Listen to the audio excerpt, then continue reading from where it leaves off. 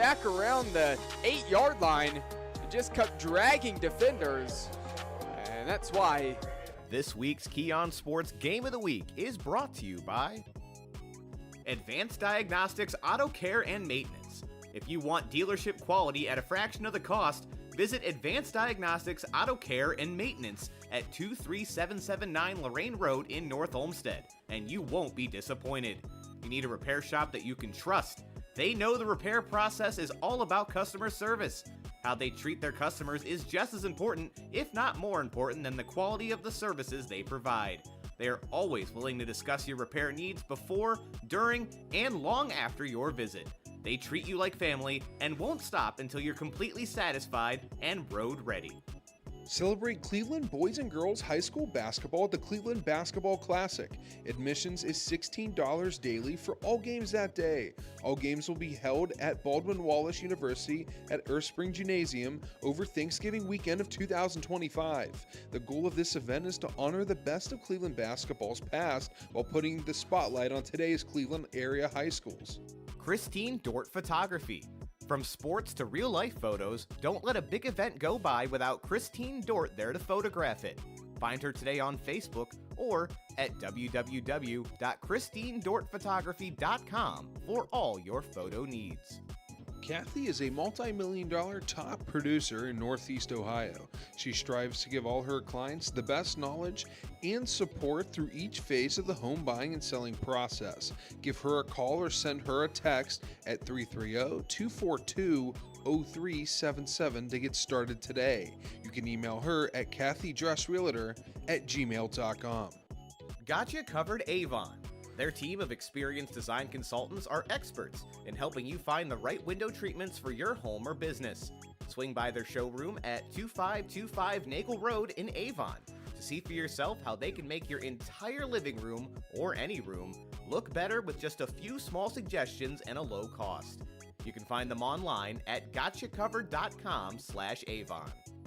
Lou Grasso Accounting and Tax Services. Your taxes and accounting needs must be handled by the very best, so you can rest easy. You can have that comfort of knowing your money is being handled by the experts with Lou Grasso Accounting and Tax Services. They prepare individual, corporate, nonprofit, and small business tax returns. They also specialize in investment and accounting and managing clients' QuickBooks with over $275 million in assets accounted for. Located in Avon, they prepare your federal, state, and city returns, which includes e-file and direct deposit. Please visit their website at www.lougrassotax.com for more info. OCD Home Solutions offers a wide range of services to fit your needs, including a concierge-level moving assistance, from sorting and packing to space planning and unpacking.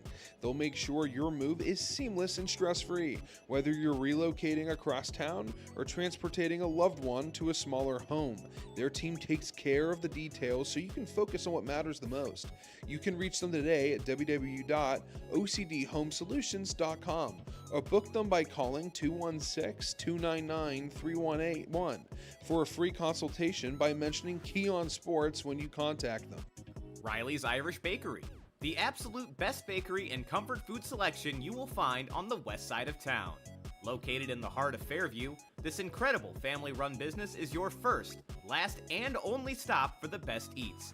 At Riley's Irish Bakery, they use the freshest ingredients to create classic Irish baked goods and savories. They are located at 22570 Lorraine Road in Fairview. Westside Family Dentistry is conveniently located near Detroit Avenue. Their professionals know that dental health is not just about white smiles, it's about having strong teeth and healthy gums. It's about prolonging the simple joy of eating delicious things. Their mission is to help their patients accomplish these goals in a painless, compassionate, and effective way. You can visit them at 18611 Detroit Avenue in Lakewood, Ohio. Climate Tech Inc. For 48 years, family-owned and operated Climate Tech has been the premier company for all HVAC services. For both residential and commercial, they have it covered. They offer free estimates on equipment replacement and 24-hour emergency service. Visit them at climatetech.com. Aspen Property Services. If you want your yard to look perfect, leave it up to the pros of Aspen Property Services. Call and ask for details at 720-215-1786. They are the leaders in the landscaping industry and can help with restoration and regular maintenance. Run some type of rule out here if they're going to pass it, but there is an overhang on the right. They need to be careful. Roxandich, the keeper, up the middle, keeps the legs churning, and he fought for that football. It was nearly ripped out of his hands by the edge rusher there. That was defensive end number 53, Rodney Harris, who nearly ripped that out of the arms of Roxandich, and Roxandich said, nope, give me that, I'm holding.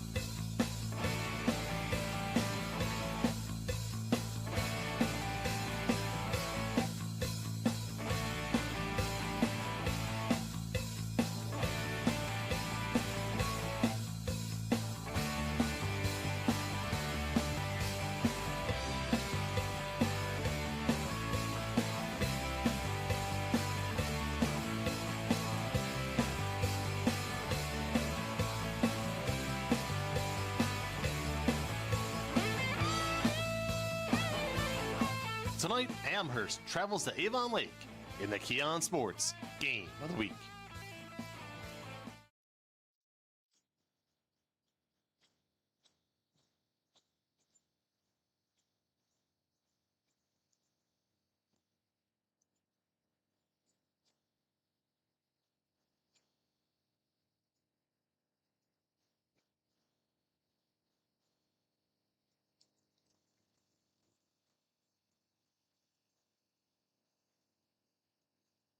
Run some type of rule out here if they're going to pass it, but there is an overhang on the right. They need to be careful. Roxandich, the keeper, up the middle, keeps the legs churning, and he fought for that football. It was nearly ripped out of his hands by the edge rusher there.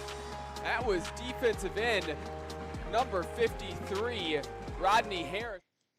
Live from Avon Lake Memorial Stadium, it is the Keon Sports High School Football Game of the Week for Week 5. You just saw the end, the anthem being performed by a combined effort of the Avon Lake and Amherst bands. And that's who we got today, folks. The Amherst Comets have traveled into Avon Lake to take on the Shoremen. I'm Brandon Soder. Alongside me is Dom Clary, here with you for the Cement Mason Local 404 pregame show. Brandon Marvel also with us today behind the camera. We'll hear from him shortly.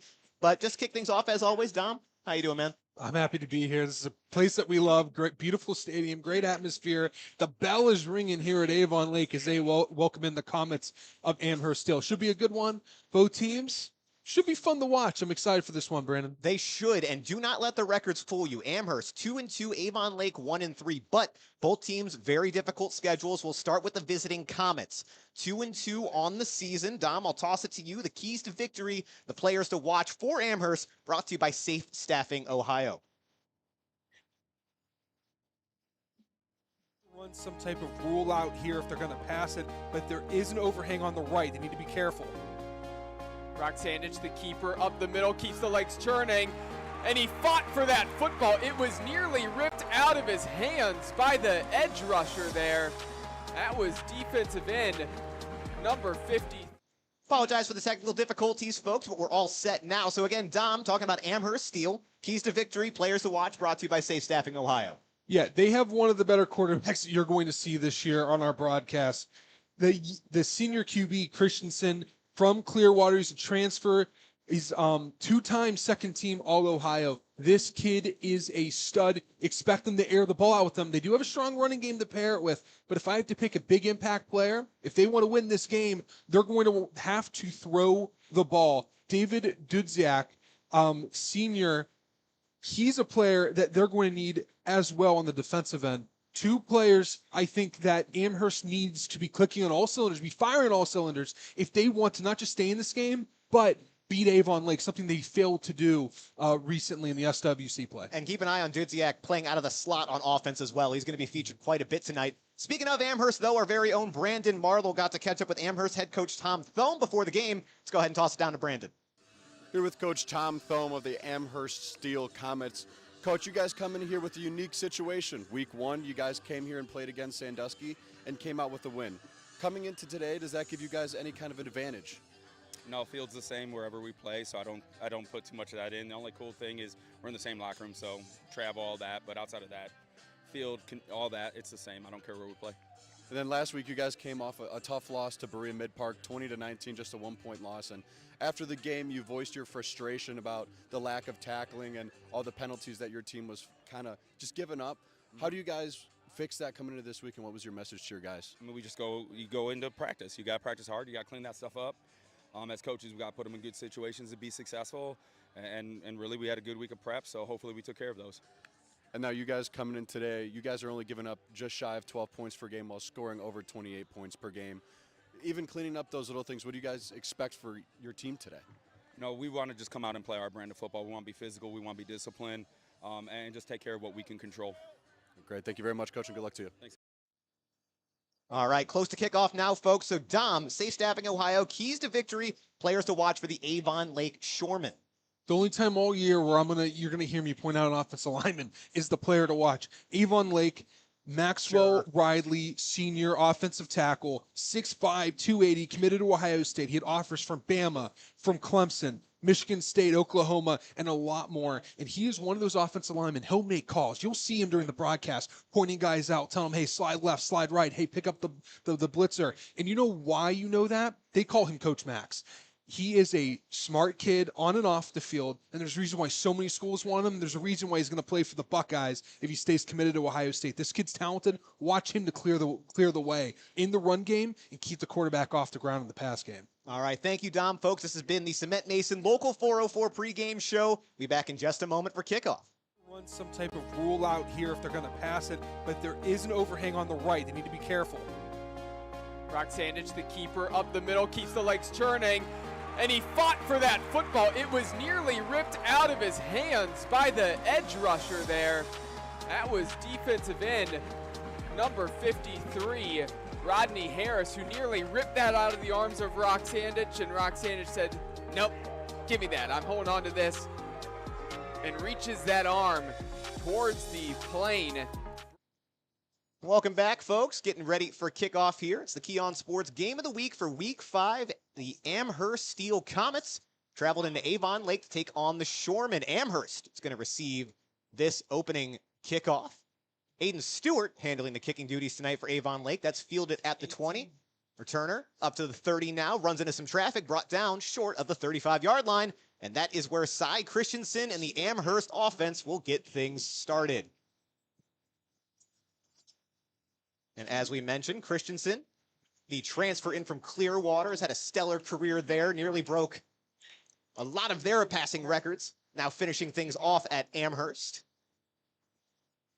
High expectations for the senior quarterback. This is a kid they believe in. This offense knows anytime Christensen has the ball, they have the chance to go long. 1st and 10 from the 33. 3 receivers stacked to the near side, 1 far. Single back in the backfield, shotgun formation for Christensen. Avon Lake making some defensive adjustments now as well. And we're ready. And it's a quick wide receiver screen. Blockers are set. Receiver trying to find some room to work, but maybe gets back to the line of scrimmage. Nothing more there. Good start for the Shoreman defense. Yeah, you have 3 wide receivers. If a guy step back, catch it, 2 blockers. but it's hard when there's 3 defensive backs right on you. Safety goes downhill and downhill quick, and that's what these Avon Lake Shoremen tend to do in the secondary. They're always downhill looking for the run game. 2nd and 10, did get back to the line of scrimmage, so no loss on the play. Now the receiver stacked on the other side of the field. We'll see if they go back to the well. Player to watch, David Dudziak in that triple bunch. Christensen going to keep it himself now. Looking for some room, has some space up the sideline, knocked out of bounds after a short gain. Be 3rd down now for the Comets. The number 7 running down the sideline kind of looked like Elway back in the day for the Broncos, having a quarterback that can move a little bit, wearing that number 7. Let's see if I'm interested to see if they keep using him in the run game, Brandon. It'll be interesting to see, or if they want to keep him off the ground. And that was actually a note from Coach Thome early in the season. They were hoping to get Christensen involved more in the run game than he was at Clearview. But a 3rd and 6 early for this Amherst offense. Avon Lake hoping to make a stand. 3 receivers out wide, 1 to the near side. Christensen's got it. He's rolling out. He's looking to throw. Has a receiver. He's got it.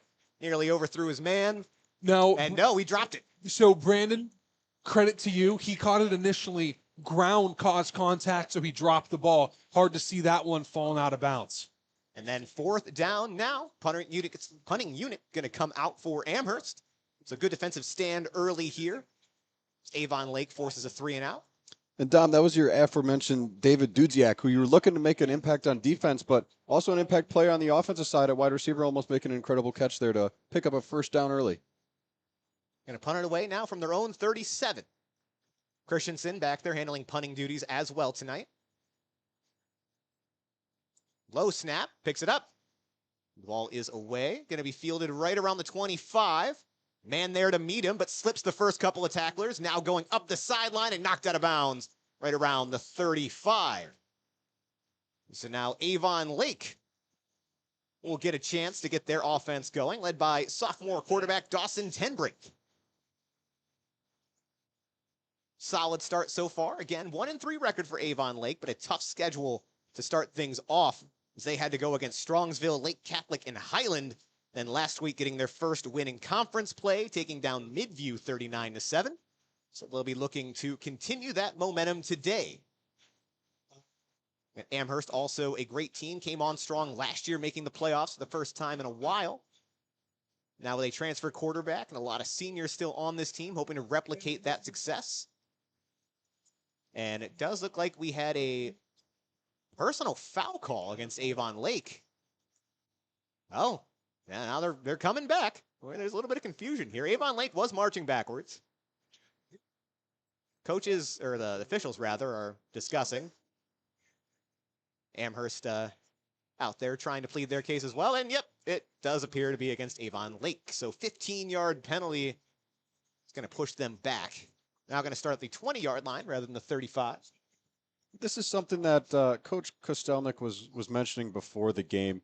His offense needs to just take care of the ball and get rid of the little mistakes. That way they can continue to move the ball downfield. We saw week 1, 42-43 loss to Strongsville. They can put up the points, but if those little mistakes can be cut down, that also helps their defense stay off the field a little bit more. 1st and 10, similar offensive look for the Shoremen. It's going to be a pass right away. Tenbrink dumps it off to Stewart. Stewart's got some room. He's got the 1st down. He's got space, and he's got no one in front of him. Touchdown, Avon Lake. 1 play, 1 pass, 1 touchdown, and it's the Air Force commit, Aiden Stewart, taking it to the house early for the Shoremen. That's one of those plays where, as a quarterback, you love it because that makes you look even better, too. That was probably a 4-yard route. It was an 80-yard pass. That's what it's going to show in the stat book, is that's an 80-yard touchdown pass, but great blocking out in front, and Aiden Stewart doing the rest, beating everybody down the field. In credit to that play happens not because of Stewart's speed, because of the blocking. 5, 10, 15 yards down the field from those wide receivers. You don't get the ball, turn uphill, look forward, look for the best man to block downfield. Whoever your closest man is, the man you got to block. And they did a great job with that. Created a lane. You don't see that often. That's how you know you have a well-coached football team in the Shoremen. And Kyle Anderson, the junior kicker, puts that one through.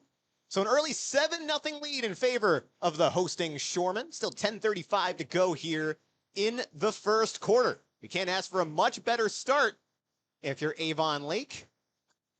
Now Amherst going to do what they can to respond, as they were forced into a 3-and-out early.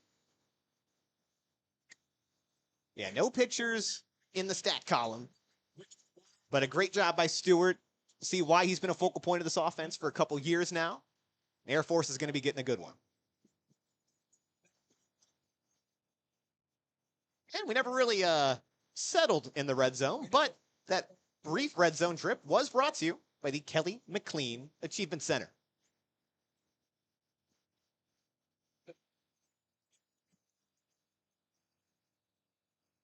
Aiden Stewart again going to handle the kickoff specialist duties for the Shoremen. As mentioned, Kyle Anderson was the place kicker for that PAT. Kept it low the last time, let it bounce.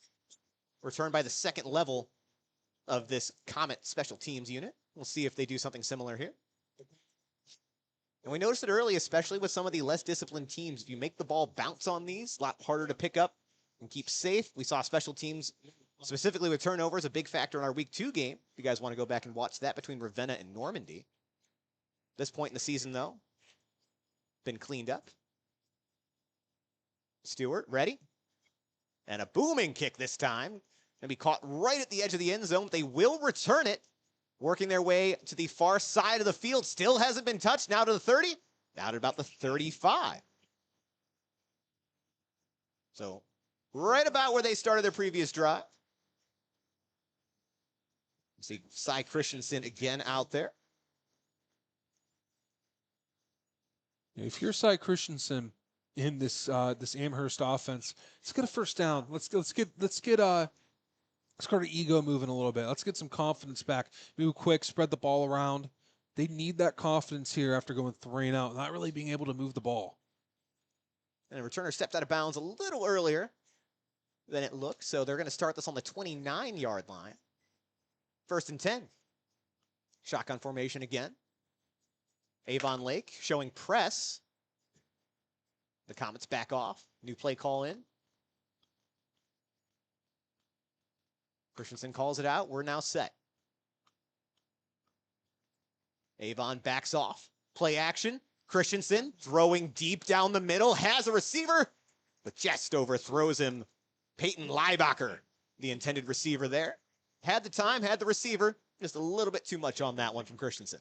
Yeah, so, you know, when you have press coverage, sometimes you might have two guys on that too high shell. This situation, you did not. Everyone was matched up or blitzing or playing up. So you had, we call that cover zero, right? There's nothing back there. You're one-on-one, you're isolated, you have no safety help. That pass needs to be made by Christensen, but he knows that, and I'm sure right now he's thinking, next play, I'm making that big play. This kid's confident. He knows what type of player he is. He's focused on getting that next play because that mistake can't happen for Amherst Steele. 2nd and 10. Still looking for their first completion on the day. This time, though, it will be a handoff.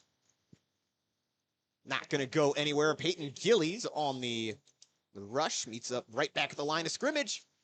3rd and 10 now for the Comets. So far, the only play they've been able to pick up positive yardage on was that design run from Christensen.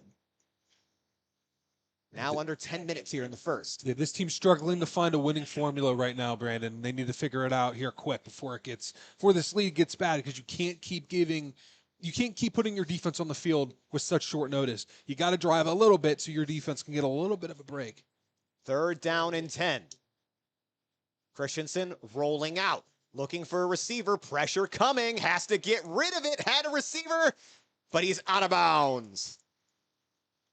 David Dudziak that time, caught it, but ran out of real estate, so it'll be another 3-and-out for the Amherst Steele offense. And credit the Shoreman defense, too. Aside from the first play of this drive where Christensen had his guy downfield but just couldn't come up with the pass, the coverage downfield has been really good. And again, like you mentioned, their only positive gain was on a Cy Christensen designed run that still only picked up about 3 yards. And Christensen still out there, going to punt this one away again. Avon Lake, again, last offensive drive, just needed one play. Another low snap, but able to handle it. Punt is away. Fielded about the 37. Returner bouncing, has a little bit of room, now to the outside, and right out at midfield. Michael Summerfield on the return. And great starting field position for the Shoremen. Can't imagine they'll replicate that last drive.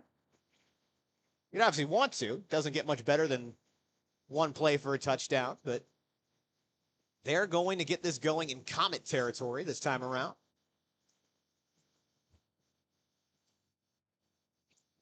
Not a whole lot of time ticked off the clock either. Still just under 10 minutes to go here in the first quarter. Very pass-heavy game so far. So plenty of stoppages. 1st and 10 now from the Amherst 49. Pistol formation for the Shoremen. Tim Brink sends a man in motion. He's going to throw. Quick pass. It's to Stewart again. Has a seam on the outside, but this time dragged out of bounds before he's able to get the first down. Number 6 that time on the tackle, Grady Pelletieri. How do they always have wide receivers that just have a burst when they catch the ball? I mean, what have we been doing this for how long? 4 years now? 5 years now? Together? So how do they always have this? This is unbelievable. They're in a Maryland Power I where you have 2 fullbacks and a running back, Brandon. This is football.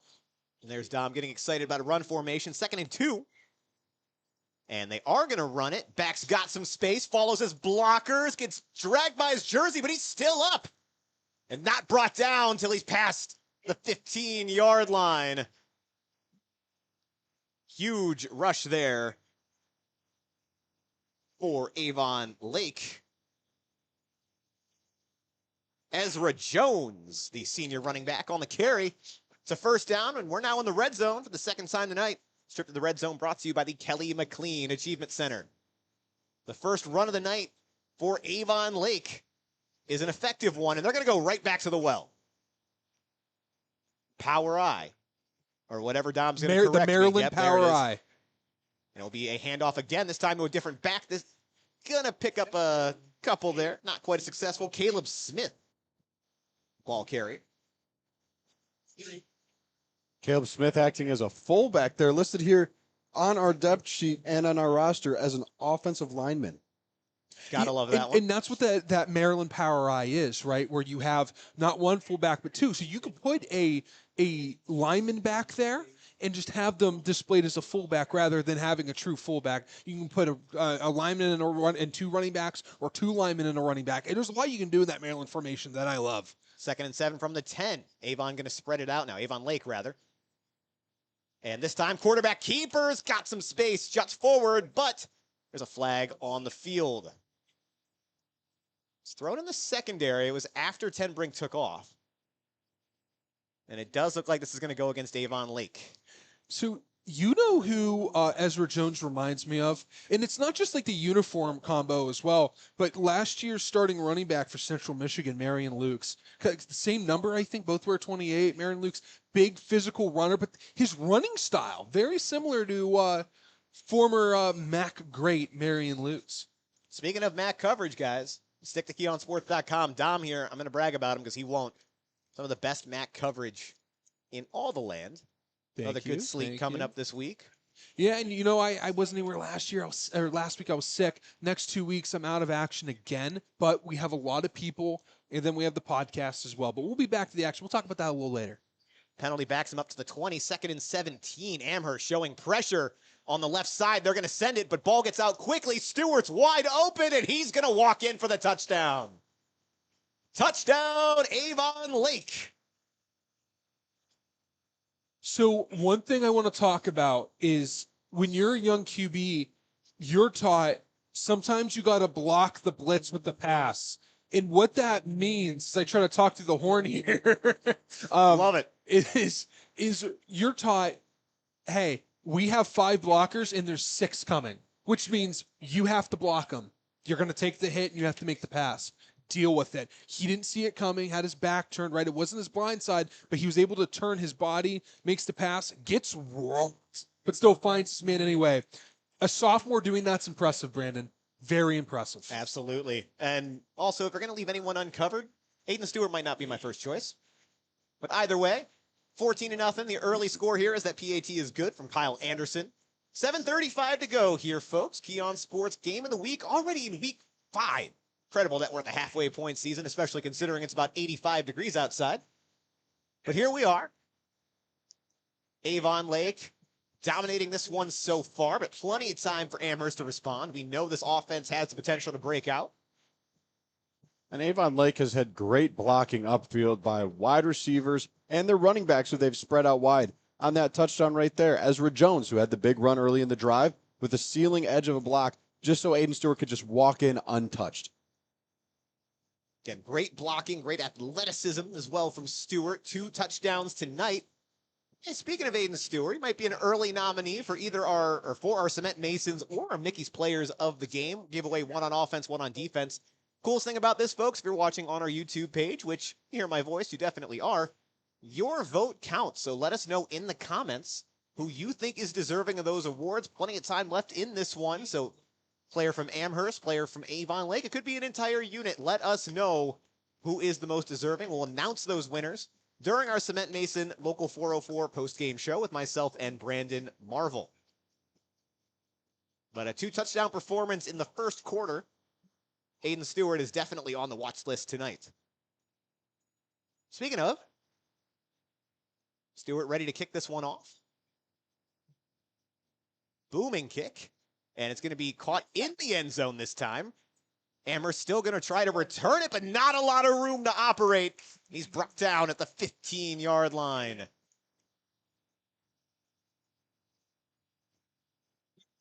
That was Michael Passarello Jr., the return man that time. And Stewart's kicks getting progressively longer as he warms up.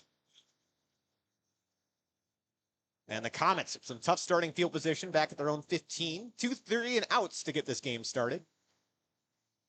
Hoping for a different result this drive. 1st and 10. 3 receivers out to the far side, 1 near, spreading things out once again. You have no one in deep coverage. I want to see them air it out. The offensive line has actually done a good job picking up coverage so far. Christensen has it. Play action. Up deep in the middle of the field again, and this time completes the pass, and he is gone. Touchdown, Amherst. And just like that, the Comets respond. Peyton Leibacher on the reception. And just like you said, Dom, no one deep. Christensen takes advantage. So we've got a game. So interesting. They disguised coverage there, and they weren't able to get back on time. Their safety was playing up. As soon as he was about to hike the ball, the safety disguised the linebacker drops back. You saw guys shift. They've been doing it all night. They shift disguised coverage. They're actually having a too high shell, but he wasn't able to get that shell back far enough, and he was able to outthrow the coverage. That disguise might come in later on if they can execute it a little bit quicker. So that ball is up, and the kick is good. Jack Coleman, the kicker there for Amherst. Yeah, impressive by Christensen again, not to have the play action, so you're taking some extra time for that and still being able to recognize that you've got the extra time to get that ball out and completed. That's why they brought him in. And all of a sudden, 1-score game, folks, still 7:18 to go in the first quarter, and we're 3 touchdowns in. Comets 7, Shoremen 14. That trip to the red zone brought to you by the Kelly McLean Achievement Center. Not really a visit, more of a hello, goodbye, see you later. Yes. Very brief visits to the red zone tonight. But Kelly gets her shout out all the same. Explosive offense has been the name of the game so far. Couple of drives only needing 1 play to put up a touchdown. 1 sustained drive from Avon Lake as they'll get the ball back. Amherst Steele's defense needs to show that they can make a stop. And if they can, They will be hanging tough in this one. And that's big for Cy Christensen. Last drive that they ended 3 and out, same exact play on the first play. They trusted him to run it again, said, hey, last time you missed him, you overthrew him. You're going to have him again. Hit him this time. And they had trust in him. He had trusted himself to make that throw. And then a 65, 75 yards. If math really compute in my brain, I could count, but Math is hard. 75 yards down the field on one play, they'll take that every time. There's a reason we're here. We're not scientists. Yeah, and especially considering that was, if I'm remembering correctly, that's Christensen's first completion of the day. So took a little bit to get things going. Still trusted him with the deep shot. And I got a 1-touchdown game. Amherst kicking this one off. Jack Coleman handling kickoff duties as well as the place kicking. And that's going to be low and bouncing. Fielded at the 20, bobbled, but picked up. Turner making some room, has a little bit of space, but tripped up just as he was crossing the 40-yard line. Michael Summerfield on the return. Solid starting field position for the Shoremen. So 2 drives, 2 touchdowns so far for Avon Lake. Last time it was a combination of the pass and the run. See if they keep the balanced attack going. Dawson, Tenbrink, and company are back out. No-show pistol formation initially. 3 receivers far side, 1 to the near. They're going to mark us the 41.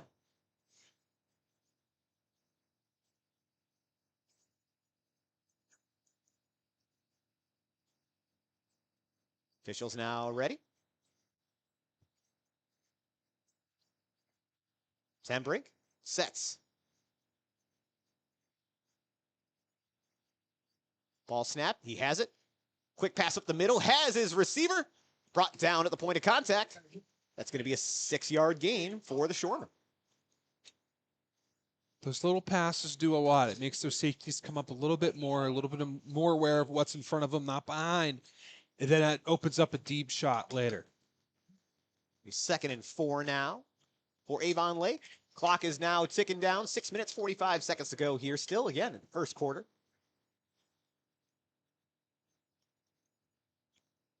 Shotgun now for Avon Lake. Tenbrink ready, calls for it. Be a handoff, back's got a little bit of space, first down, plus a couple. Another effective run from Ezra Jones. First down for the Shoremen as they march on into Comet territory. He's a big boy, 6 feet tall, 202 pounds, physical running back. And he's downhill. Gotta love a running back that likes to go downhill rather than east and west. He likes to get north and south. 1st and 10 now from the 46. Tenbrink has it. Handoff. Jones up the middle. Powers his way forward. As they'll pick up a handful there. Set up 2nd down for the Shoremen. Yeah, 6'2", 202. Not something you want to mess with in high school. Very physical back. Hasn't broken one off quite yet, but has proven to be an effective runner early in this game. And that's one of the main points that Coach Kostelnik was talking to me before the game is if his team wants to win these games, they have to play physical and they have to play their physical brand that they love playing. And on top of taking care of the ball, playing physical is going to wear the other team out just as fast. 2nd and 6 for Avon Lake.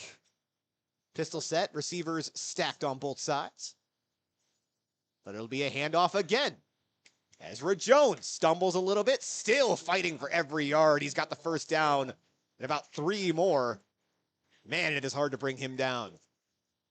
You know, when you have a big back like that, it wears down the defense. And when you're a defensive tackle and, you know, you're taking all these blockers from these big offensive linemen, then you're telling me I got to try to tackle a huge running back and Ezra Jones? No, thank you, when you're in the 4th quarter. And, of course, you're like, yeah, I want to get the tackle, but your body is screaming at you. I've had to play against a few guys like that in my career. It is not fun, Brandon. 1st and 10 from the 33. Tenbrink going to throw now, looking far side of the field, throws deep. Receiver has to stop, turn back, but it's picked. Wow. My goodness, it looked like the receiver had it, but ripped out of his hands by Amherst. Huge play defensively for the Comets. You know, it was almost a good throw, but you know, he did a Terry Bradshaw. He threw the ball, 50-50 ball, hoping his wide receiver would win the 50-50 ball like a Lynn Swan would or a Starworth would as well.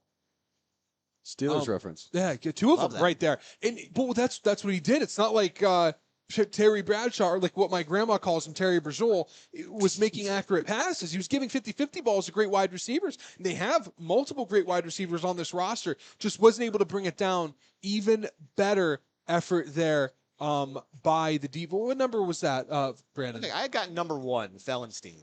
Yeah, I think you're right there. We'll word it the Fellenstein. So it's not going to be easy. They got to start this on the 1, but the first stop tonight defensively for the Comets. And we got an early flag. Really not against Amherst. They can't go much farther back than they are now. A little bit of discussion. And Amherst looks frustrated. Looks like the play clock hit 0, but looks like the delay game was called as they moved the ball back about 2 feet. All right, so maybe. 1st and 10 from the inches line. And they're just going to run a quarterback sneak, try to give them some room to operate. Maybe gets them a half a yard or so. They'll still call it 2nd and 10 coming back. Again, dangerous territory, especially for how Amherst likes to operate their offense, very pass heavy. Getting closer to 4 minutes left here in quarter number 1, 14-7 in favor of Avon Lake. But an interception from Amherst gives them an opportunity to respond. 2nd and 10 from the 1. Again, you're going to have cover 0 again from the secondary. No safety help.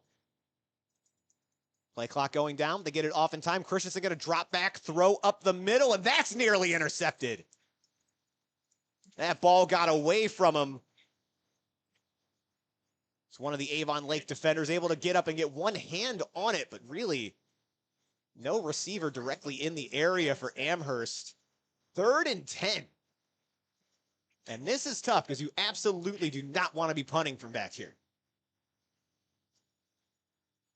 If you can get a stop here, if you're the Shoremen, it's no harm, no foul. Got to move the chains once if you're the Comets. 3rd and 10. Still on their own 1 yard line. No safety help again. They're disguising Avon. coverage. You see that safety Yep, dropping back, shifting now. linebacker Yep. comes over. Ball is off. Pressure is coming. Christensen has to throw it away and completes the pass, but it's not going to be quite enough. 4th down now for the Comets. Right now, same unit is out there. The quarterback's they're going to gonna stay set up the back punt. there. He's also the punter, so they'll keep him back there, but they do the line change there. You see what I was saying, though? If you're the viewer, I hope you're able to see that. Where you saw the disguising the coverage, it looks like cover 0, and then they shift over. Safety that looks like he's guarding the slot drops back. So far, working tonight for Avon Lake. Other than that one play where they got beat on it. Credit, though, to Amherst. They did give their punter some breathing room. Now up to the 8 yard line. The punt is blocked. And that's going to roll out right around the 20. And that interception for Avon Lake all but erased. Great defensive stand. They get a hand on the punt. And they're going to start this one right on the door of the red zone. So the offense makes a mistake. The defense says, hey, I got you. Now go out and put up 7 more. Even though the Amherst Steel didn't pick up the first down, it was a really good job by Cy Christensen to at least get that ball out of his hands because he was wrapped up in the end zone. So just getting the ball out, now it may have been a dangerous throw and maybe smarter to throw it away, but he still found his guy, picked up some yards, gave himself some space to get off what he was hoping was a clean punt, but was end up getting blocked. 1st and 10 from the 22, run formation. They are going to hand it off. Back's got some space, bounces to the outside, still fighting his way forward. Picks up 4 to 5 there. Ezra Jones on the carry. Jack Coleman on the tackle for Amherst. That puts us now in the red zone. This trip to the red zone brought to you by the Kelly McLean Achievement Center. First quarter starting to wind down. Approaching 2 minutes to go. Folks, make sure you're sticking around for our halftime and post-game shows, both brought to you by the Cement Masons Local 404 Union. That halftime show will be hosted by our very own Dom Clary. Sounds like we may have a guest today as well, if I remember right. No, that is next week. As we have a run by Stewart, and he's still up on his feet. A flag on the field. Let's see what they call that. Stewart able to pick up some, but flag on the field. So we originally did have a guest planned today. We'll keep that a surprise, so maybe we'll have him on a later week, but had to reschedule hopefully later on. But right now, postpone that interview for another day. Something popped up on their end, communicated with us. We'll figure that out, but we'll keep that a surprise for the viewers because maybe hopefully we can have him on at another time. Well, bad news then, folks. You get more Dom Clary. Yeah. Hey, we'll do a 15-minute halftime show, and we'll just talk about Pennsylvania from east to west. And it looks like that penalty was going to be on Amherst. So first and goal from the 6. Back Maryland, 2 tight ends. Ball is snapped. Handoff. And the back met in the backfield, still staying on his feet, but nowhere to go. Huge stand there by Amherst, led by Tyler Den, the linebacker. Ezra Jones had nowhere to go. So that'll back us up all the way to the 10. Second and goal from the 10-yard line. They weren't able to actually bring down Ezra Jones, but it was a great job by the Amherst interior just to get that initial penetration and get through to the running back so that way more and more players could get on him and stop him from picking up any yards at all. Second and goal from the 10, approaching 1 minute left in the first quarter. Spreading things out again is Avon Lake. Tenbrink has it. Pressure coming from Amherst. Has some time. Throws. Receivers got it, but he is going to be just short of the end zone. He thought he had it. Aiden Stewart, 8-yard reception. Third and goal from the 2. Falls out of bounds. The clock will stop right around that 1 minute mark.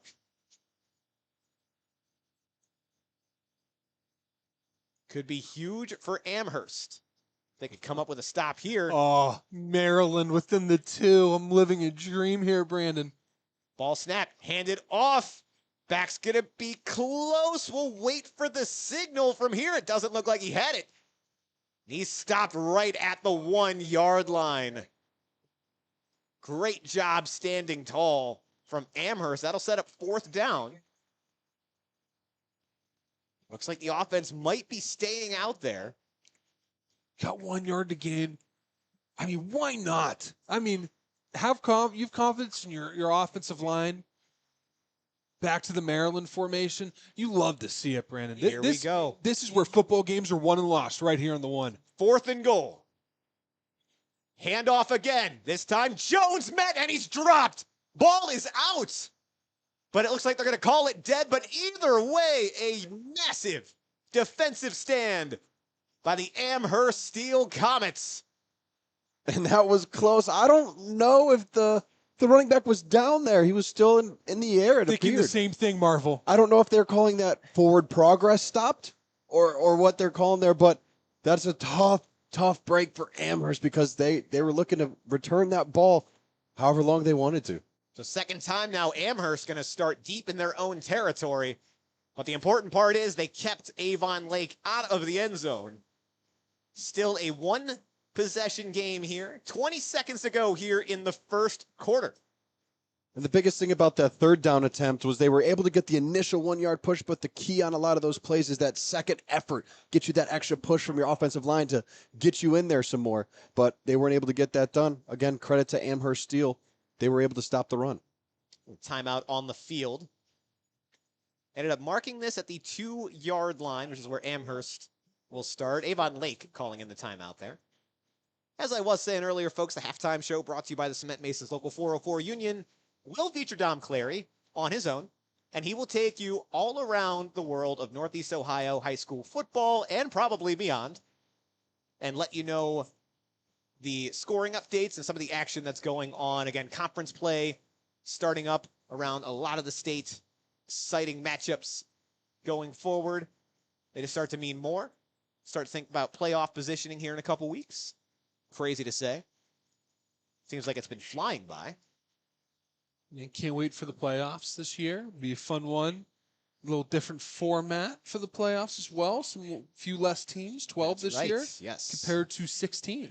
Correct. At Division One, I feel like is going to be the biggest spot where that will be noticeable. There's just not a lot of teams in our local regions, so it'll be much harder this time around to make the playoffs. That's what makes it fun, right? First down, Christensen going to keep it himself, trying to find some room to operate, but nowhere to go. The Shoremen all over that one. I mean, think about it this year, right? If you're Amherst Steele, last year, it's like, okay, win 3 games, get in on points, right? They have a tough schedule. But this year, it's different. You got to win these big games here tonight. Absolutely, and that's going to do it for us in the first quarter, folks. The Keon Sports High School Football Game of the Week. Avon Lake 14, Amherst 7. We'll be right back. This week's Keon Sports Game of the Week is brought to you by Frankie's Italian Cuisine. Looking for a place to enjoy a post-game meal? Love Italian food? Frankie's Italian Cuisine has you covered from meatball to lasagna. Visit them tonight at 4641 Great Northern Boulevard in North Olmsted and taste the 50-plus years of legacy for yourself. Maxim Lacrosse. Maxim Lacrosse will demand players embody the game by giving and receiving respect and understanding that character counts. Run some type of rule out here if they're going to pass it, but there is an overhang on the right. They need to be careful. Roxandich, the keeper, up the middle, keeps the legs churning, and he fought for that football. It was nearly ripped out of his hands by the edge rusher there. That was defensive end number 53, Rodney Harris, who nearly ripped that out of the arms of Roxandich, and Roxandich said, nope, give me that. I'm holding on to this, and reaches that arm towards the plane, broke it, and that's a touchdown and now a lead. Welcome back in, folks. Start of the second quarter. Amherst trailing 7-14 to the Avon Lake Shoremen. Amherst with the ball deep into their own territory after the big fourth down stop the drive before. And they are going to throw it. Quarterback now deciding to take off, following a blocker, has a little bit of room. Flag out as he gets close to the first down. If nothing else, they have some breathing room for the time being. That flag was in the backfield, so let's see.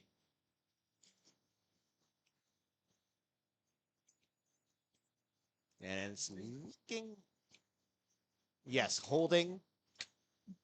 Okay. So that's not going to help. So something to bring up here, a little note.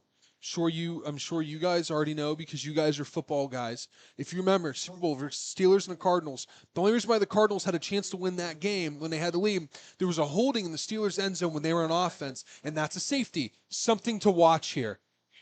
Third down. Oh, sorry, 2nd and 11. And this time they will hand the ball off, but that's going to be a safety. Oh, it looks like he just got out. Got out. Just made it out.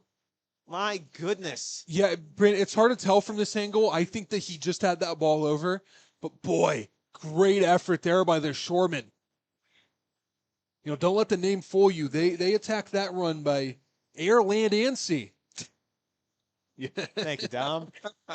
3rd and 12. I'm here all night, folks. On their own end zone.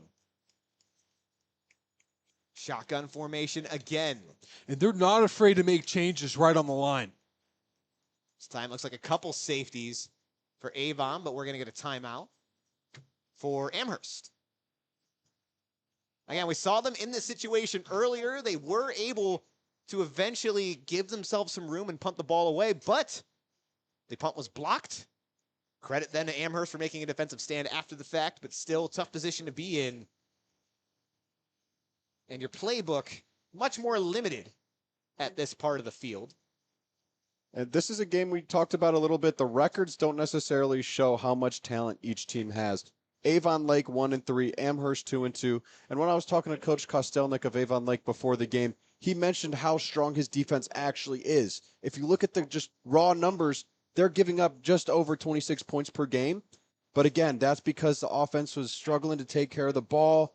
Punts were being blocked on special teams. So the defense wasn't really getting set up in the best positions to protect the field. But now here tonight, we're seeing how dominant they really can be. 3rd and 12. If there was a 0-yard line, they'd be on it. They are as deep in their own territory as you can get. Dangerous spot for the Comets. I like that one. There was a 0-yard line, they'd be on it. Let's see if they can get out of the jam for a second time. Pressure coming from Avon Lake up the middle. Christensen throws, has an open receiver, but couldn't quite get to it. 4th down now for the Comets. Was looking for Nick Wilkinson. That's where you have to understand your route tree as a wide receiver. That was, I can't tell if that was supposed to be, looked like he did a curl on the outside, which should be a hitch, but he didn't come down far enough for it to be a hitch. And so it makes me believe the way that ball, where that ball landed was supposed to be an out route.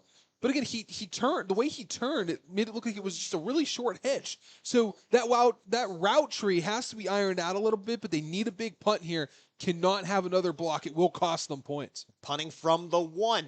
Pressure coming. Punt is blocked. And that is right up the middle of the field. Picked up by Avon Lake. Right at the 10. And that's a dangerous play by Avon Lake, because if he jumps up for that ball and just gets a finger on it and he touches it, Amherst is allowed to recover if the ball's loose. But he was able to hold on to the ball, and Avon Lake once again comes up to a block punt. Huge plays on special teams for Avon Lake tonight. 2 blocked punts already. So maybe it was the first time we really shout out the special teams unit when we give away our Cement Masons and Mickey's Player of the Game awards. Again, a unit can win that as well, so let us know in the YouTube comments who you think is deserving. 1st and goal from the 7. They're going to mark it. Tenbrink going to hand it off. Back's got some space this time. Not going to quite get to the end zone. Picks up a couple. Ezra Jones, again, handling the rushing duties. And folks, this trip to the red zone brought to you by the Kelly McLean Achievement Center. You know, Brandon, we talked about it earlier in the year, that Normandy game, where it talked about the Cement Mason local, how like it almost feels like it should be Defensive Player of the Year or Defensive Player because, you're in the local union, you're tough, you're strong. But a friend brought this up to me today. You're all purpose if you're in the union. You can do it all. That's true. And it makes sense why that's the player of the game. So random thought, had to let that out here today. Meese are also pretty tough. Exactly. 2nd and goal from the 3. A handoff again. Back makes a spin move, then brought down about a yard short. Michael Summerfield that time, the ball carrier. Some shifty movement there. Definite change up from Ezra Jones. Summerfield, the defensive back and running back, 5'10", 150. Now familiar territory for Amherst, 3rd and 1. Can they make another stop? Again, if you missed it, halted Avon Lake on their last drive at the 1-yard line for a turnover on downs. Ball snapped. Handoff. Back's got it, and he's in. Touchdown, Avon Lake. They went back to that Maryland power eye, and instead of this time giving it to the lead back, instead of giving it to the back and Ezra Jones, they give it to the lead back. They just power right through, dives over the goal line into the end zone for the Avon Lake touchdown. Huge score there for Avon Lake. They would not be denied this time around.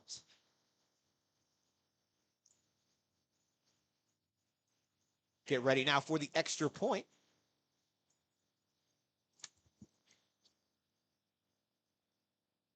And that is down. Kick is up. And if you could hear that foghorn in the background, that signifies that the kick is good. Kyle Anderson, 3 for 3 so far tonight. 21-7 in favor of Avon Lake. 9 minutes, 10 seconds to go here in the first half. Amherst now, good news. Maybe be able to start this drive not backed up against your own end zone. Haven't really been able to run their offense now for a couple of drives. They find themselves in a hole early. And one explosive play from Amherst.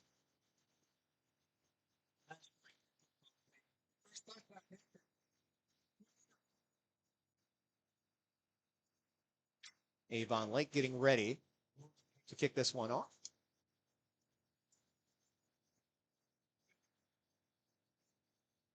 And we just heard there, that was the young man's first touchdown. Listed here as defensive lineman, wearing number 12. Gotta love that. Yes, Caleb Smith on that touchdown. Second time he got to touch the ball tonight. Dom, I know you're a fan of the big man getting the ball. Oh, yeah, you gotta love it. So again, folks, young man's first touchdown tonight. Maybe a good candidate for our Cement Mason offensive player of the game. So let's show him some love in those YouTube comments. Again, we'll count those all the way up until about 2 minutes left in the game. The broadcast crew will have their votes as well. But you all play a very big part in that voting process. So let us know early and often. Stewart kicks this one off.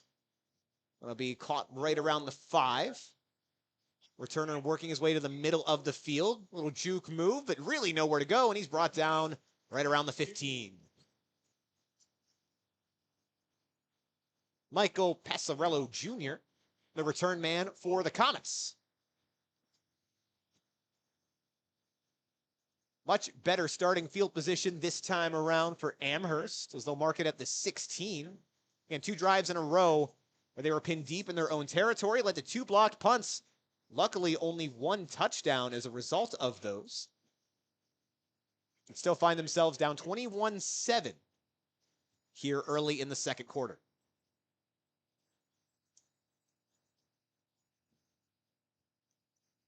Let's see what they do here. Again, this coverage is going to be disguised again. It looks like there's an open guy in a slot, but they'll have a linebacker on him.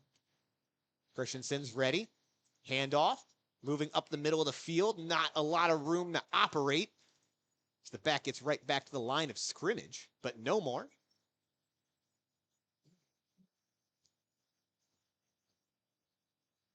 Peyton Gillis was the ball carrier there. Looks like they'll give him a yard.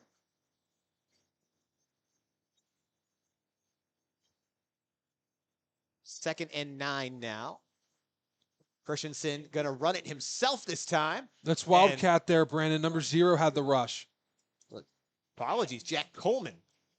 Again, met by a linebacker. Really nowhere to go as the Shoremen defense continues to be stifling outside of the one broken play earlier where they gave up the touchdown. They have been stout thus far. 3rd and 8 for Amherst. Christensen set. He's going to roll, looking to throw, facing pressure, has to toss it up and nearly intercepted. Michael Summerfield was right there, had to make the diving attempt on that lame duck throw from Amherst. Christensen had to just get that one away. Lucky that wasn't picked off. 4th down now, and 8. Again, 2 block punts so far tonight. This time, got a little bit of room to work. So Christensen's going to try to get this one away. Make Avon Lake work for it this time around. Again, very low snap, but able to handle it, gets it off. Fielded just past the 50. Returner bounces, shifts his way back inside, keeps making a couple guys miss, but eventually he'll be brought down for a very short gain.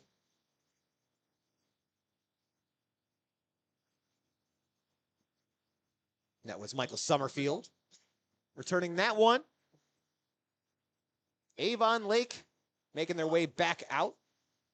So far, been stopped twice tonight, once on the interception and once on a turnover on downs. They will start this in Comet territory once again. I feel like we've been saying that quite a bit tonight.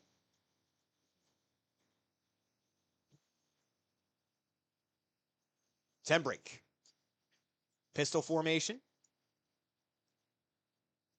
Calls for it, has it. Play action, rolling, looking, has to stop, shifts back, eludes pressure, now running opposite side of the field. He's going to tuck it. He's got the first down, makes the first man miss, and steps out of bounds after a huge gain. Good job by the sophomore Tenbrink. Eluding pressure, not finding anything open downfield, able to reverse field, pick up the first down and more. Although, it looks like we have a little bit of discussion from the officials. There's a flag If this down stands. right around the 41. And that was a very long play. Oftentimes we do see holding in those situations. Let's see if that was the call.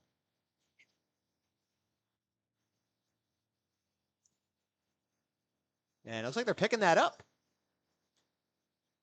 Thought they had an illegal man downfield, but the flag's picked up. That's a first down for the Shoremen. I was going to mention as well, sometimes in those drawn-out plays and those play actions, is their timing plays. You get the ball out at a certain time, so maybe sometimes the lineman releases on his block a little too early and gets downfield quicker than he should be without knowing that the quarterback still has the ball. But in this case, the flag gets picked up. Plays good. Empty set for Avon Lake. First and 10 from the 25. Stewart in motion.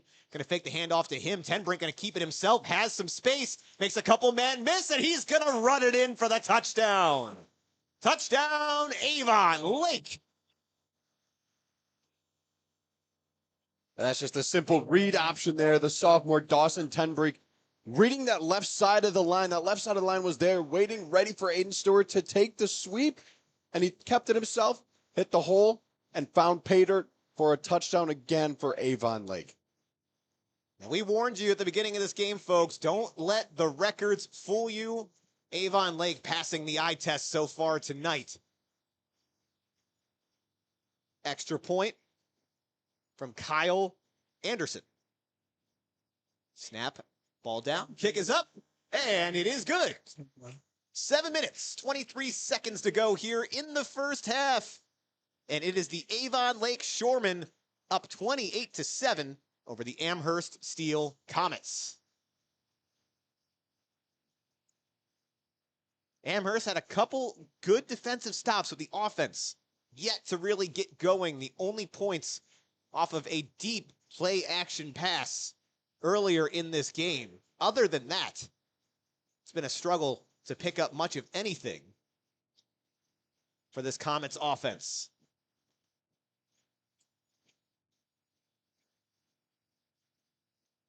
Another reminder, folks, coming up is the Cement Mason Local 404 Union Halftime Show with our very own Dom Clary. And you can stick right here to get all the updates you need all across Northeast Ohio high school football. We'll give you scoring rundowns, lots of big matchups tonight. So no need to flip that dial, no need to switch over to another broadcast. We'll let you know what's going on. And also, after the game, make sure you stick on to keonsports.com. We have the most coverage in Ohio high school football, roughly 30 games a week we've got writers out at. So make sure you check in at the end of the night for recaps from games all across Ohio and more. So we now have writers in Texas, Alabama, Pennsylvania, Iowa. We are your one-stop shop for the biggest games in high school football. Brandon, we also have a little switcherooski going on next week, if you want to bring that up after this kickoff. Yeah, a little teaser there. I like that, Dom. Hey, it's what we learn how to do. Sneak peek into the next segment. Stewart kicking this one off again. Fielded at the 5. Amherst returner out up to the 20. Gets dragged down right around the 25-yard line. That was 22 that time. Michael Passarello Jr. And the switch up that Dom is letting you know about. Brandon Marvel, unfortunately, not with us next week. He'll be back, though. Don't worry. You'll hear his beautiful pipes on the call again.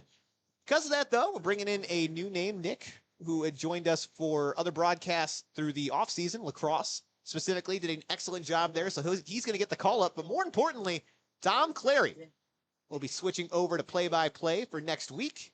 You'll hear me on color. I'll be running the camera as well, taking over my old position before we switch things up when Cole departed. So it'll be cool to get back in the saddle there. But Dom, excited to hear you. First down. And a good chunk gain there for Amherst, something we haven't been able to say much tonight. Maybe the momentum they need to get a drive started. Yeah, but real quick before we focus mainly on the game, it will be fun next week. We've had that role where I was doing play-by-play and you color when we did hockey last year. Yes. So it'll be fun to change our dynamic up a little bit and see where it goes. But after that, we'll be back to me and color breaking things down and Brandon giving you the great play-by-play he does every week. 2nd down and 3 now. Christensen going to throw, looking at the far side of the field, throws one deep. Not quite able to haul that one in, but there is a flag right where that pass was defended. Maybe the first down of the night for the Comets. So I don't know if he did the necessary contact for that foul to be called, but this is why it was. He never turned his head. Yep. So when you don't turn your head, that gets called. When you have that minor contact, you're not making a play on the ball, play on the guy the entire time, you're going to have that call against you. So again, it is the right call. I'm not criticizing the call. It is the right call. Got to turn your head, and you can most likely avoid that because it wasn't egregious enough where that call would have been made if he was at least looking for the ball. So aside from that touchdown, first time moving the sticks tonight for Amherst. 1st and 10 now from their own 47. 3 receivers stacked to the near side, 1 out far. It'll be shotgun formation, 1 back in the backfield with Cy Christensen. And Christensen is going to run it here. Initially followed his blockers, then hit some traffic, maybe picks up a couple. Not a lot of room to operate up the middle of this field as this front 7 for the Shoremen have been playing very well so far tonight. You mentioned that Amherst just got their first down of the game, and only really big chunk play aside from the touchdown earlier in the game. But this has also been the best starting field position that they've had the last 3 drives. That's fair. Very tough when you're starting on your own end zone. 2nd and 8 now. Same formation. This time it'll be a wide receiver screen. Receivers got it. Little space to work up the middle. Juts forward. Picks up about 5 there. That was 29. Cale Charles on the reception. Good job getting that ball out quick from Christensen. 2 positive plays in a row for Amherst. But it'll be 3rd down and 5 now. As they're now in Avon Lake territory. Christensen gets the call. Under 6 minutes to go in the half. Amherst trailing by 3 touchdowns.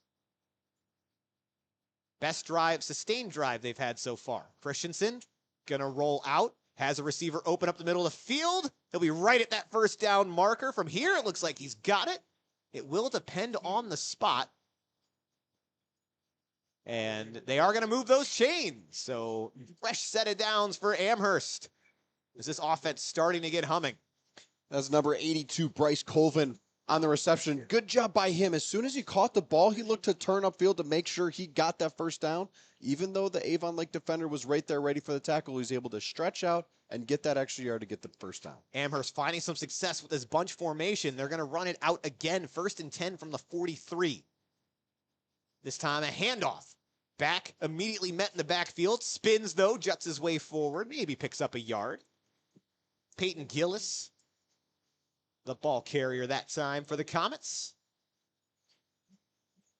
And again, doesn't necessarily look like much, but that's 4 positive plays in a row for this Comets offense. They're finally starting to hold on to some momentum. So they now flip the field, 3 receivers out far, 2nd and 9. Now under 5 minutes to go in the half. Christensen making the call out to his receivers. He's now ready in the pocket. Decides to take off, but really nowhere to go. If he didn't like what he saw downfield, decided to tuck it, gain a yard there. But it'll be 3rd and long now. He didn't have to leave the pocket. That was a clean pocket. He saw 2 guys go behind him, and he panicked. He never had to panic. His left tackles did a good job of hand on the hip, riding them uphill, but staying on their man. Great job by the tackles, and they control They control the width while the interior holds the depth. Phenomenal job blocking. He did that sack himself. You got to be more careful when you choose to run. 3rd and 9. Christensen going to throw again. Throws it up the far side. Receiver's got to dive for it, and he's got it. First down for Amherst. That was David Dudziak. It's a good throw by Christensen, but a better catch by Dudziak. 1st and 10 now from the 31. Handoff, but that's going to go nowhere as 4, count them, 4 Avon Lake defenders in the backfield ready for that one. Not much that Peyton Gillis could do there other than hold on to the ball, which he did. And it looked like Caleb Smith was the first one there for the Shoremen. Scored the last touchdown for Avon Lake. And again, as Dom mentioned earlier, his first career touchdown for Avon Lake. 2nd and 14 for Amherst. Longest they've had the ball all night. Ball snap. Gillett, they're going to throw. Has a receiver up the far side and going to fall incomplete. Patrick Fellenstein was the intended receiver, but we've got some laundry on the field. Early indications from the press box might be roughing the passer, but we'll see what the call was going to be. If that's the case, that'd be 2 huge penalties for Avon Lake on this drive. And sure enough, they're going to march this one forward.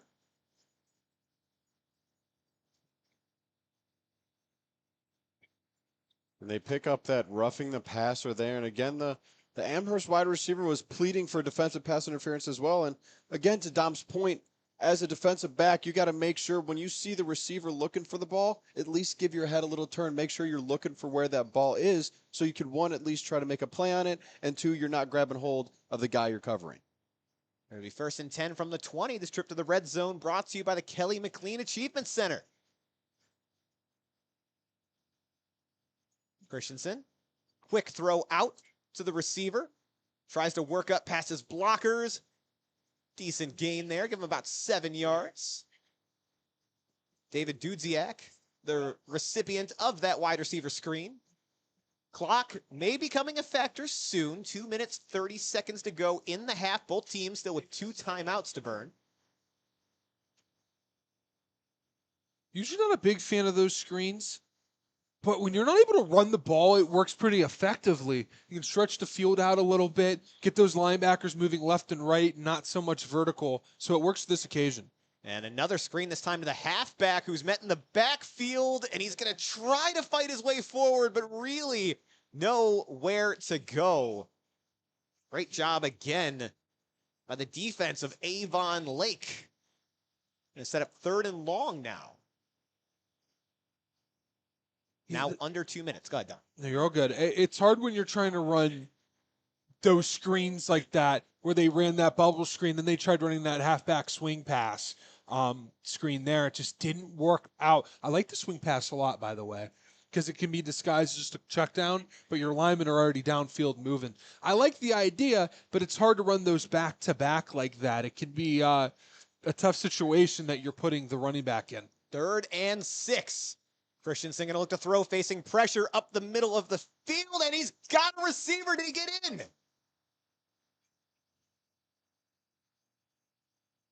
Then, yes, touchdown. There's the indication. Touchdown, Amherst. Excellent catch there by the receiver for the Comets. Able to strike with 1:18 left to go here in the first half.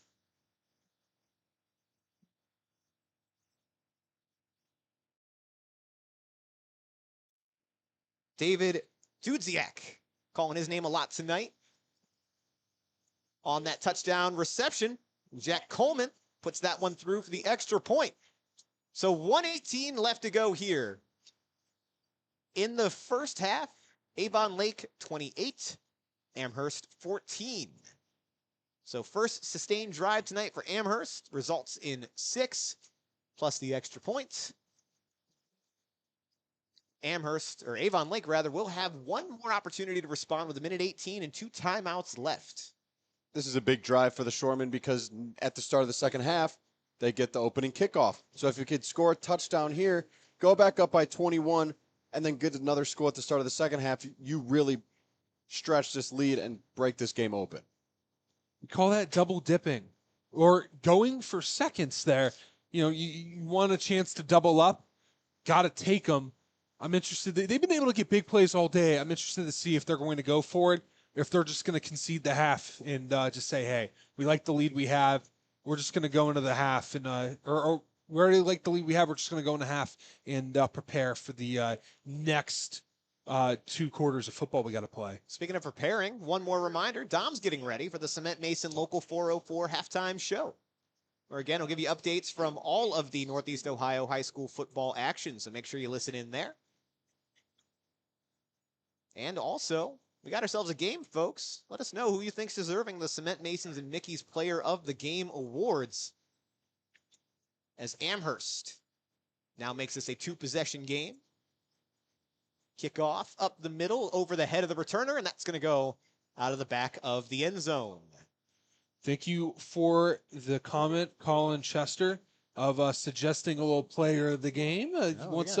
Thinks 3 people should share the honors. Oh, who do we got? Caleb, Dawson, and Aiden should share player of the game. All right. Again, keep those votes coming in, folks. You've got plenty of time to let us know. All of those will be counted. And Mike Stump says, B. Marvel. Brandon Marvel, huh? Yeah. Yeah, player of the Is game. that a friend of yours? Mike Stomp? Yeah. I don't know who that is. All right, so But- you've got a fan. I'll take every shout out I can get. So it should be noted that due to conflict of interest, the broadcast crew not eligible for the Mickey's or Cement Masons Player of the Game awards. Other than me, I do have a T-shirt. That is true. I am the player of the game. 1st and 10 from the 20. They're going to look to throw it and got it deep up the middle of the field, but that's intercepted. Amherst has it, still up on his feet at the 20 and brought down short of the 15. Avon Lake was going to try to go for seconds, as Dom says, but immediately that backfires. Amherst going to take over in the red zone. Jack Coleman, wonderful play. We saw him in a Wildcat earlier. They're in that safety spot as a ball hawk like Troy Polamalu back in the day. Wonderful play. Was sitting back on his heels, saw that wide receiver on that post route, thought, hey, I can cut him off and get this timing right. Sees the pass there from Ten Brink and brings it in, able to get some yards. They only need 17 yards for a touchdown, 1:06 on the clock. Brandon, great opportunity for the Comets. And quickly, this trip to the red zone brought to you by the Kelly McLean Achievement Center. And boy, Jack Coleman, listed as an athlete in every sense of the word, offense, defense, special teams, point afters. He is all over the field tonight. Handoff for Amherst, going to plug it right up the middle. Really know where to go there. Maybe picks up a couple. Peyton Gillis again. Clock's going to continue to run. Under a minute now, 52 seconds. Amherst does have 2 timeouts in their back pocket. Taking their time getting this play call in, though. They don't want to give Avon Lake any more opportunities. 2nd and 8. This time, Christensen going to look to throw. Has a man wide open. Touchdown, Amherst. David Dudziak again for the Comets. And there was nobody around David Dudziak for that touchdown. Christensen was able to take his time, plant his feet, give him a nice, easy ball, and he walks in for the touchdown. And now we have a 1-possession game. And in a matter of about 20 seconds of game time, completely new ball game. Extra point pending. Coleman boots it low, but that's good. 34 seconds left in the first half. Amherst 21, Avon Lake 28. Exciting game so far, folks. It was a 28-7 lead not too long ago for the Shoremen. Amherst had a sustained drive to bring it within 2 scores. Then Avon Lake trying to push the ball downfield to sneak in 1 more score before the half through an interception, giving the Comets a short field. They capitalize. We'll see what happens this time. Again, Avon Lake will receive the second half kickoff. See if they'll be happy just letting the clock run out on offense this time, or if they'll stay aggressive. And the energy has shifted here at Avon Lake Memorial Stadium. Shoremen still with the 7-point lead, but Amherst has come alive late in the second quarter. This is why you don't give up, Brandon. This team believes in what they can do. They fell down real quick, real early after having great defensive stands. Ended up conceding a few touchdowns afterwards, some big, big plays for the Shoremen. But now the Comets right back in action like a shooting star. Here we and here we go. Kick is up from Coleman. And that's going to bounce. Got at the 10-yard line. Returner working his way to the outside. Still up 35-yard line. Then out of bounds from there. Aiden Stewart on the return. Brings the clock down to 27 seconds. David Dudziak forcing Stewart out of bounds. He did a good job there. If you're a young player, that's a good play to watch and take notes on for kickoff. He had outside leverage, right? He is the gunner. His job is to make sure nothing goes outside of him. Everything stays inside where the coverage team is. And as soon as the returner went outside, he forced him out of bounds. Great coverage there by Duziak. 1st and 10 from the 37. Sembrink has it, hands it off. Back bounces. Up the weak side, brought down after a gain of about 6. And no timeout, so it looks like they will be happy sending this one into the locker room. So that's going to do it, folks, for the first half. You're watching the Keon Sports High School Football Game of the Week for Week 5. The Amherst Steele Comets, 21. The Avon Lake Shoremen, 28. An exciting second half coming up, but first, it'll be the Cement Mason Local 404 halftime show with our very own Dom Clary. We'll be back right after these messages. This week's Keon Sports Game of the Week is brought to you by the Cement Mason Local 404 Union. Whether you're an experienced journeyman or an apprentice, their doors are open for you to join the union. Current and future demand for skilled craftsmen necessitates an apprenticeship program that takes into consideration practices of one of the world's oldest trades, along with instruction in new techniques, applications, technologies, and materials. The Local 404 Cement Masons Joint Apprenticeship Training Program supports a world-class curriculum of instruction and on-the-job training for more than 40 apprentices annually. Union Cement Mason skills are honed with the most comprehensive apprenticeship training program in the industry. B.A. Sweetie Candy Company. The world's most famous candy company is right here in our backyard. They are located at 6770 Brook Park Road in Cleveland, and it is a candy lover's paradise. They have every candy from your childhood, so make sure to visit them today. JBL Roofing and Construction. JBL is a licensed, bonded, and insured contractor with the experience to complete any job needed for your home or property. Let their team of professionals help you with vinyl siding, windows, roofing, and gutters. Get the job done right the first time and stress-free with JBL. Call them today at 330-677-9463 or visit them on the web at jblrc.com. The Cleveland Building and Construction Trades Council provides essential coordination and support to the work of its affiliated local unions in order that, through inter-trade solidarity, organized construction workers achieve a powerful voice in government, bargaining, and in their communities. They work to secure the trade jurisdiction and autonomy of their affiliates as the respected arbiter of trade issues, and through that work contribute to the community of employment and economic security of organized construction workers. Established in 1913, the Cleveland Building and Construction Trades Council continues to provide skilled union craftsmanship throughout Northeast Ohio. Neopat is a nonprofit dedicated to supporting veterans, military service members, and their families right here in our community.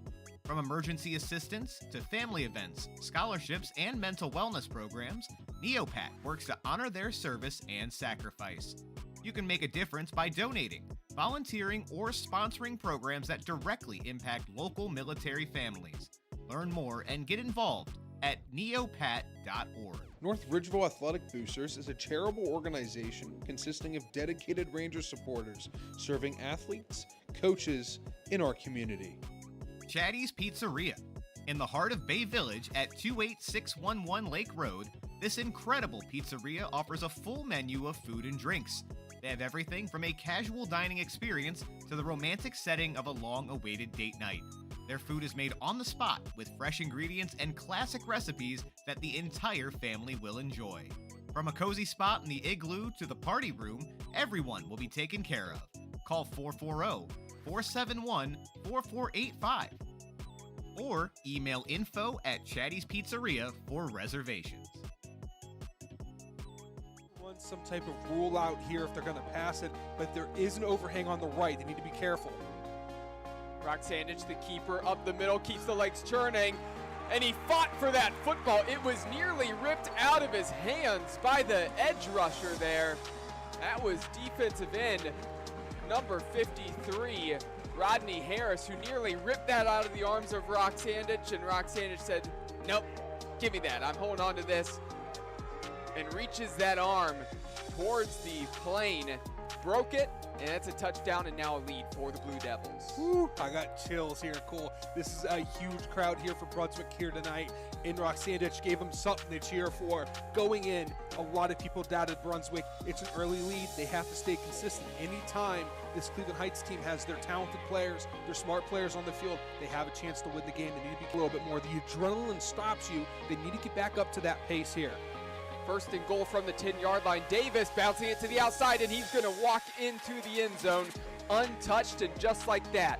4 plays, 4 runs, all carries for Marquise Davis, a guy who ran for 333 yards last week and 4 touchdowns.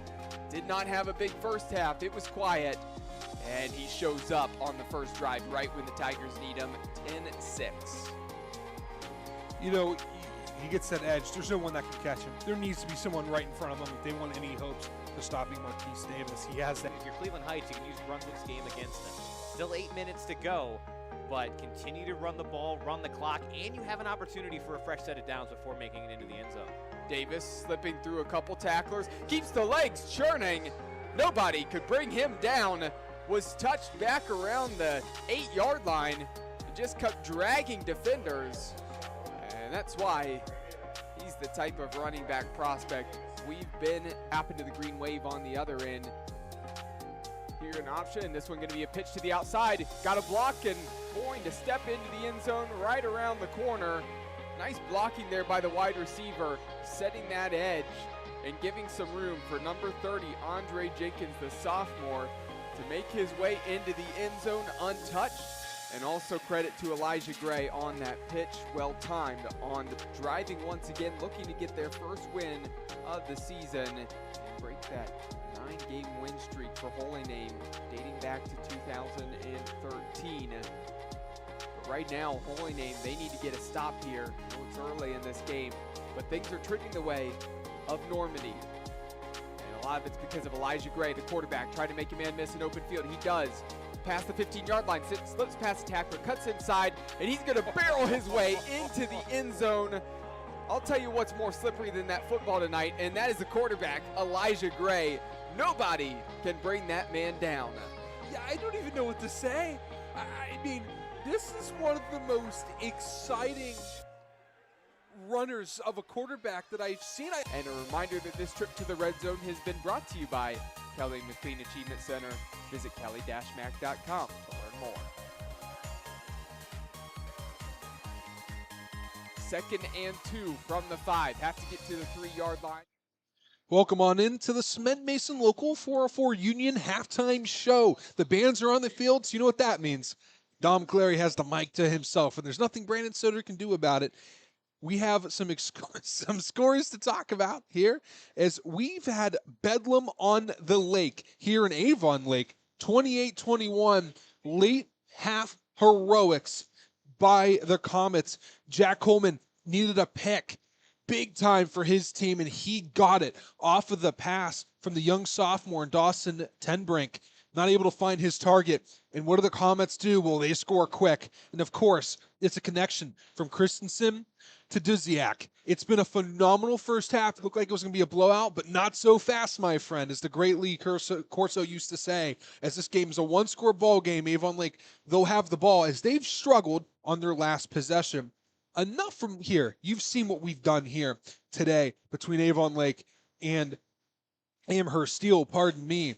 But we have scores across Northeast Ohio. Let's take a few minutes and talk about some of those. Akron-Hoban, they are defeating Brush right now in the second quarter, 28-0. We'll go to Alliance. They're beating Canton Central Catholic 21-0. That's in the second quarter. Ashland beating Dover 21-7. That's in the second quarter as well. Some other scores. Austintown Fitch out of the Youngstown area. They are beating Akron Bruchtal 21-6 in the second quarter. Avon, they're running away from Olmsted Falls 28-0 in the third quarter. Buckeyes beating Bay 24-14 in the third quarter. NDCL beating Bedford 10-7 in the third. Lake Catholic, well, this game is a kicking fest. 6-3, Lake Catholic beating Benedictine in the second quarter. Berea Mid-Park will be there the next 2 weeks. 28-14 in favor of Berea Mid-Park. They face Avon at home next week. Other scores. Brecksville Broadview Heights, they're beating North Royalton in a conference matchup 14-7. That game's in the second quarter. Canfield is currently using to Youngstown Cheney 21-14 in the second quarter. Lutheran West is tied with Conneaut 14-14 in the third quarter. Niles McKinley currently losing to Cortland Lakeview 21-7. Brooklyn, rough day at the office. They are losing 46-0 to Crestwood in the third quarter. East Tech already beat Lincoln West 54-0. Some other scores. North Ridgeville, they're beating Elyria 28-0 in the second quarter. Glen Oak losing to Uniontown Lake 28-7. Girard, they have a big lead on Garaway 35-0. Gilmore, big lead on John Marshall 35-6. Holy Name, they have the lead over Cleveland Central Catholic 10-0. And a few more. Hubbard is losing to Poland Seminary 35-7. Bulldogs currently beating the Eagles in the Mahoning Valley Clash. Cleveland Heights beating Lorraine 14-0. Let's close this out. Menor beating Medina 49-0, kind of a repeat of what we saw last year. North Olmsted, they are beating Normandy 26-13. North Olmsted's gotten close the past few weeks, but not able to close games out late.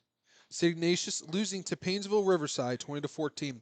That is it for the Cement Mason Local 404 Union Halftime Show. I'm Dominic Clary.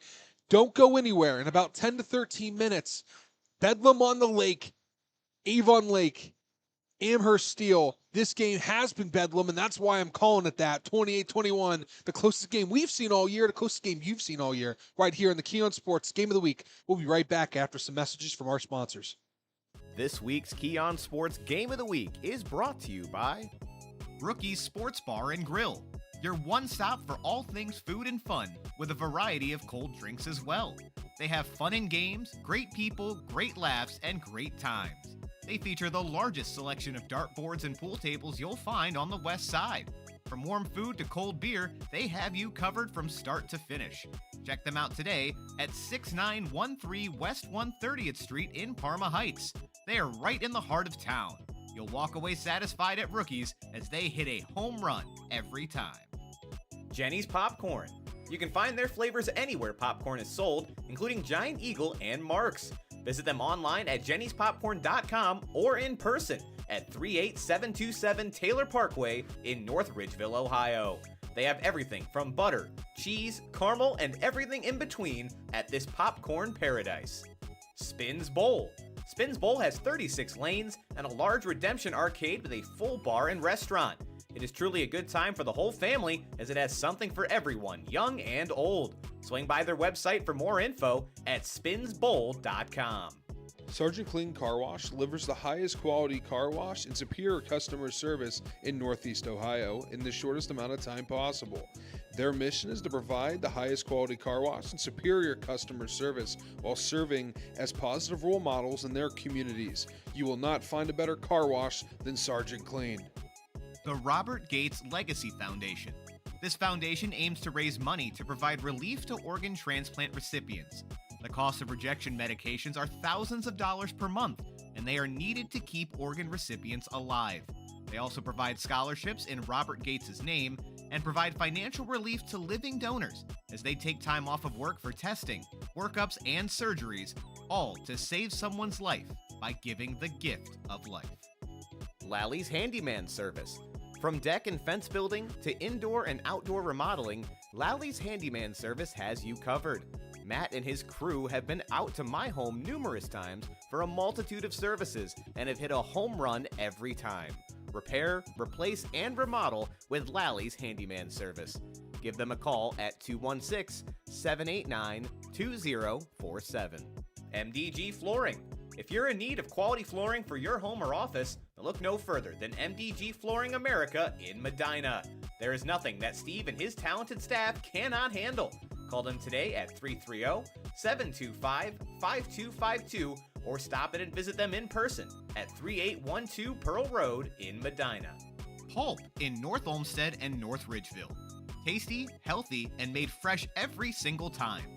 Pulp was created to be a better juice and smoothie bar. They've created smoothies, bowls, and juices to be the best tasting things you've ever tried.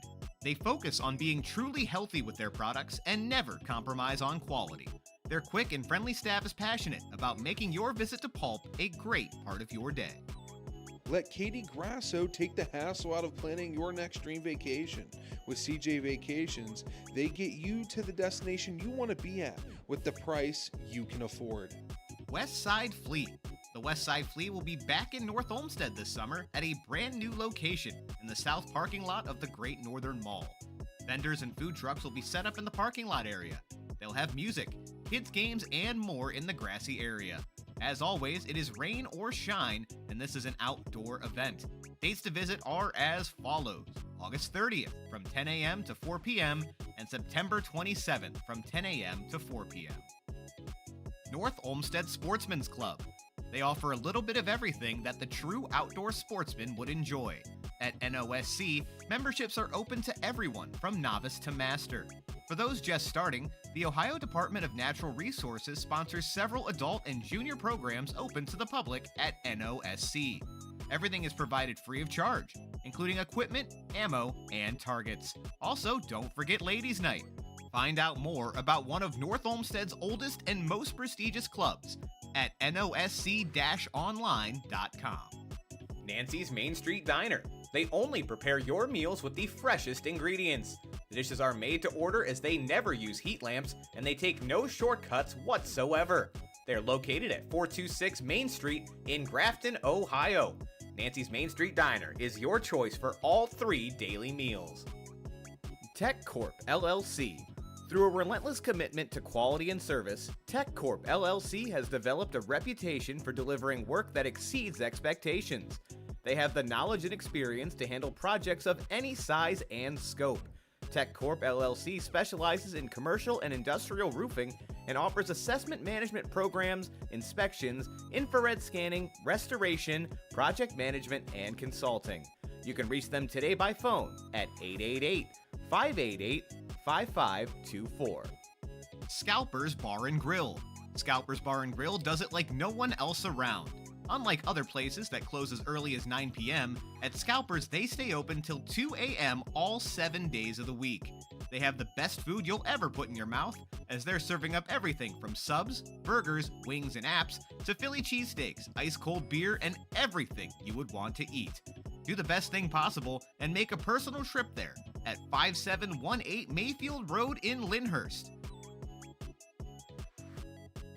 Some type of rule out here if they're going to pass it, but there is an overhang on the right. They need to be careful. Brock Sandich, the keeper, up the middle, keeps the legs churning, and he fought for that football. It was nearly ripped out of his hands by the edge rusher there. That was defensive end number 53, Rodney Harris, who nearly ripped that out of the arms of Roxandich, and Roxandich said, nope, give me that. I'm holding on to this, and reaches that arm towards the plane, broke it, and that's a touchdown and now a lead for the Blue Devils. Woo, I got chills here, Cole. This is a huge crowd here for Brunswick here tonight, and Roxandich gave them something to cheer for. Going in, a lot of people doubted Brunswick. It's an early lead. They have to stay consistent. Anytime this Cleveland Heights team has their talented players, their smart players on the field, they have a chance to win the game. They need to be a little bit more. The adrenaline stops you. They need to get back up to that pace here.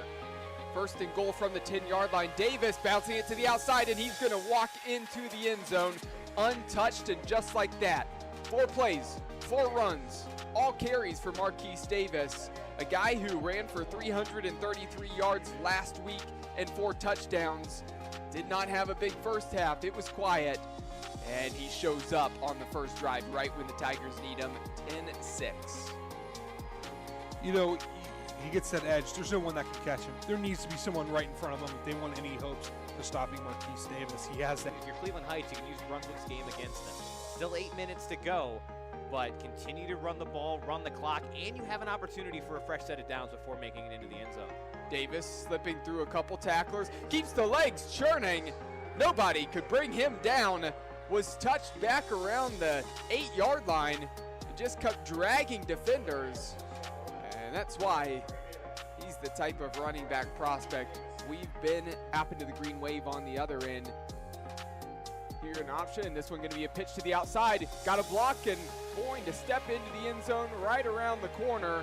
Nice blocking there by the wide receiver, setting that edge and giving some room for number 30, Andre Jenkins, the sophomore, to make his way into the end zone untouched. And also credit to Elijah Gray on that pitch, well timed on the driving once again, looking to get their first win of the season and break that 9-game win streak for Holy Name dating back to 2013. But right now, Holy Name, they need to get a stop here. I know it's early in this game, but things are trending the way of Normandy. And a lot of it's because of Elijah Gray, the quarterback, trying to make a man miss an open field. He does. Past the 15-yard line, slips past the tackler, cuts inside, and he's going to barrel his way into the end zone. I'll tell you what's more slippery than that football tonight, and that is the quarterback, Elijah Gray. Nobody can bring that man down. Yeah, I don't even know what to say. I mean, this is one of the most exciting runners of a quarterback that I've seen. And a reminder that this trip to the red zone has been brought to you by Kelly McLean Achievement Center. Visit kelly-mac.com to learn more. 2nd and 2 from the 5. Have to get to the 3-yard line to pick up the first down. Rodriguez on the carry. Looks like he's going to get close and just enough to move the chains. Down at the 2. 1st and goal. That's nice having that first down marker right there. Now you have 4 golden chances at the 2-yard line to punch one in. But don't forget, this is the 2nd time it's happened just like this. They got a fresh set of downs on the 2-yard line earlier in this game. Didn't quite turn out. Got to shake off the cobwebs. Still running out of the same set from the last 2 plays. They're going to go back to the well with Rodriguez again. And Rodriguez is into the end zone. Touchdown, Holy Name. And this crowd has come back to life after being quiet in the latter stages of the first half. 14-6, an opportunity to make it 7. That's how you set the tone. That's how you come out of half and show that we're still here, that we're not done yet. This is a tough group, as Ryan Day said in his post-game interview after the Notre Dame game. This is a tough team. That's what Holy Name is. They proved it right there with that offensive line putting in work, and those running backs doing well. That was a good drive. Here's the hold, looks good, and that kick is up and good. 14-7, 1 did that. He needed that run. Yeah, he's hobbling, he's hurt, he's in pain. But as soon as he says go, and that ball hits his fingers, the light shining down bright on him, you have 11 hungry invaders trying to get to you, and all he can think of is the task at hand. Pull back to pass, looking down the field. He's got a man wide open, and he finds him into the open field, and headed for the end zone is number 7, Colin Daskos. the senior, and an opportunity to tie this game up. What a huge play there as Cole kept his eyes down the field, and there was nobody around Doskosh. Hard ankle, no ankle, it doesn't matter. He can throw the ball for 68 yards in the tutty all the way to the crib. Oh,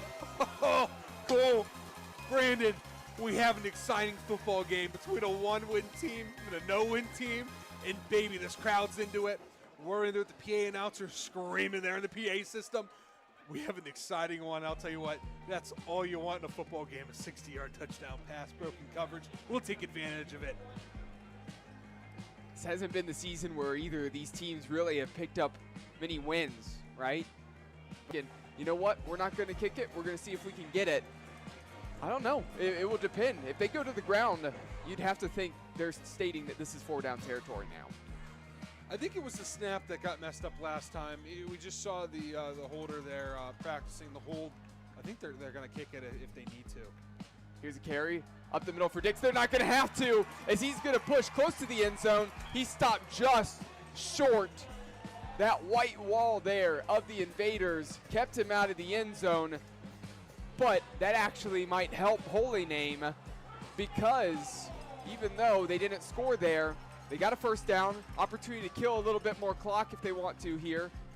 Here's the run with the quarterback, and Andrew Cole slips through some tacklers into the end zone. Holy Name, their first lead on the night, 20 unanswered points.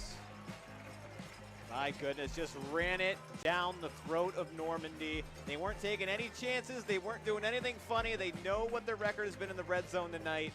And man, they didn't care. They redeemed themselves, finally put themselves up in this game. Minute 7 to go. Hopefully that's enough. You're still going to have to come out and play defense. But man, what a redemption arc for Holy Name, coming back from 14 unanswered, now up with just a minute 7 to go in this one. So the lefty kicker and Josetti has an opportunity here to extend this lead to 7. This one's up, and this one is good on the PAT. 21-14. Looking at overtime for the first time this season here in our Keon Sports Game of the Week. And we're in week 7 now at this point. And Welcome back, folks, to the second half of the Keon Sports High School Football Game of the Week. I'm Brandon Soder, alongside Dom Clary and Brandon Marvel. 28-21 in favor of Avon Lake over Amherst. Avon Lake going to receive the kickoff. Low bouncing kick. Picked up right around the 20-yard line. Returner working his way to the near side of the field. Makes the first man miss, but not the second. He'll knocked out right around the 38-yard line. Aiden Stewart, the return man. And this game was 28-7 very late in that first half. Then Amherst had a long sustained drive where they were able to put up 7, followed that up with a quick interception on the first play of Avon Lake's next drive, capitalized on that as well. And all of a sudden, single touchdown is all that separates these teams. We thought it would be an even matchup going in. Avon Lake took control early, but now we have a ball game. 1st and 10, Dawson Tenbrink, quarterback, by himself in the backfield. 3 receivers far, now sends one in motion into the backfield with him. Ball snapped, handoff, back shimmy, shakes, works his way up, picks up about 4 yards. Ezra Jones on the carry, power back. Been getting the large majority of the work tonight for the Shoremen out of that running back position. The key for Amherst, if they want a chance to even this game up, and we know that Avon Lake can score in a hurry, is make them throw the ball beyond the line of scrimmage. Have them throw deep. Have them try to get 10, 15 yards. You got to get some losses here on the run game. 2nd and 6. Handoff again. Back hesitates, juts forward, maybe picks up a yard. Ezra Jones again, ball carrier. Makes the most of that. And he's looking at an official timeout here as they spot this ball and a player is down. Amherst. We will take a quick break, folks, while they tend to the injured player. You're watching the Keon Sports Game of the Week. We'll be right back. Run some type of rule out here if they're going to pass it, but there is an overhang on the right. They need to be careful.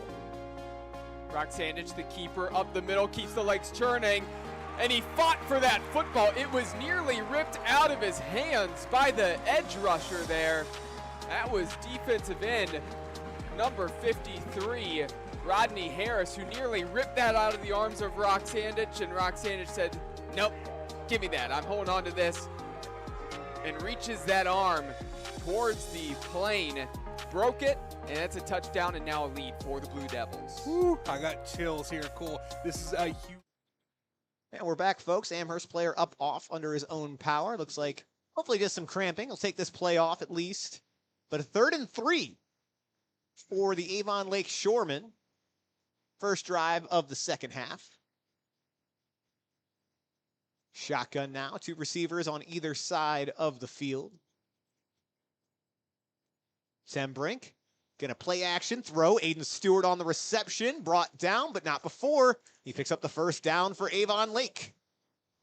It's been a lot of Avon Lake's pass game today is quick passes out of the backfield.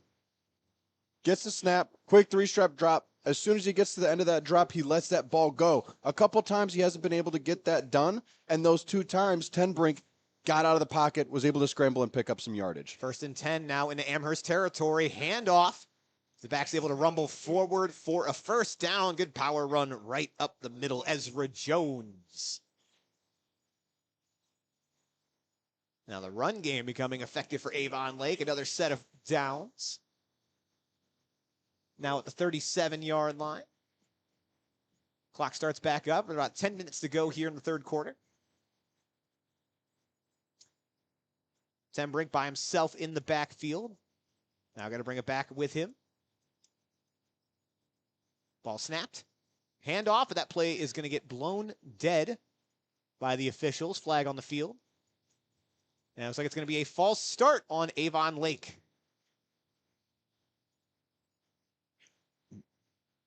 It's the first pre-snap penalty on Avon Lake tonight. Been able to play a clean game. I'll push him back 5 yards after the big pickup from Jones. So it'll be 1st and 15, 42-yard line of Amherst.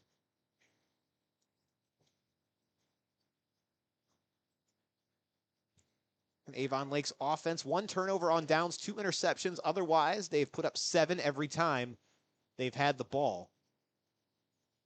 And we're going to get a timeout for Avon Lake. Didn't like something that they saw.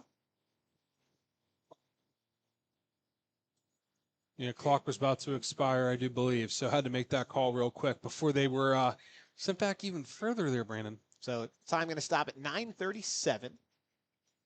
3rd quarter, again, 1-score game in favor of Avon Lake. Again, in for an exciting conclusion as Amherst felt like the energy was kind of sucked out of their sideline. Then all of a sudden, 2 scores in about a 40-second span got themselves right back into this one. They believe that they can sneak away with a road win tonight. Improved to 4-1 on the season. Or 4-2, rather. 3-2. 3-2. Math is hard. We talked about this earlier. Yeah, thank you. 1st and 15.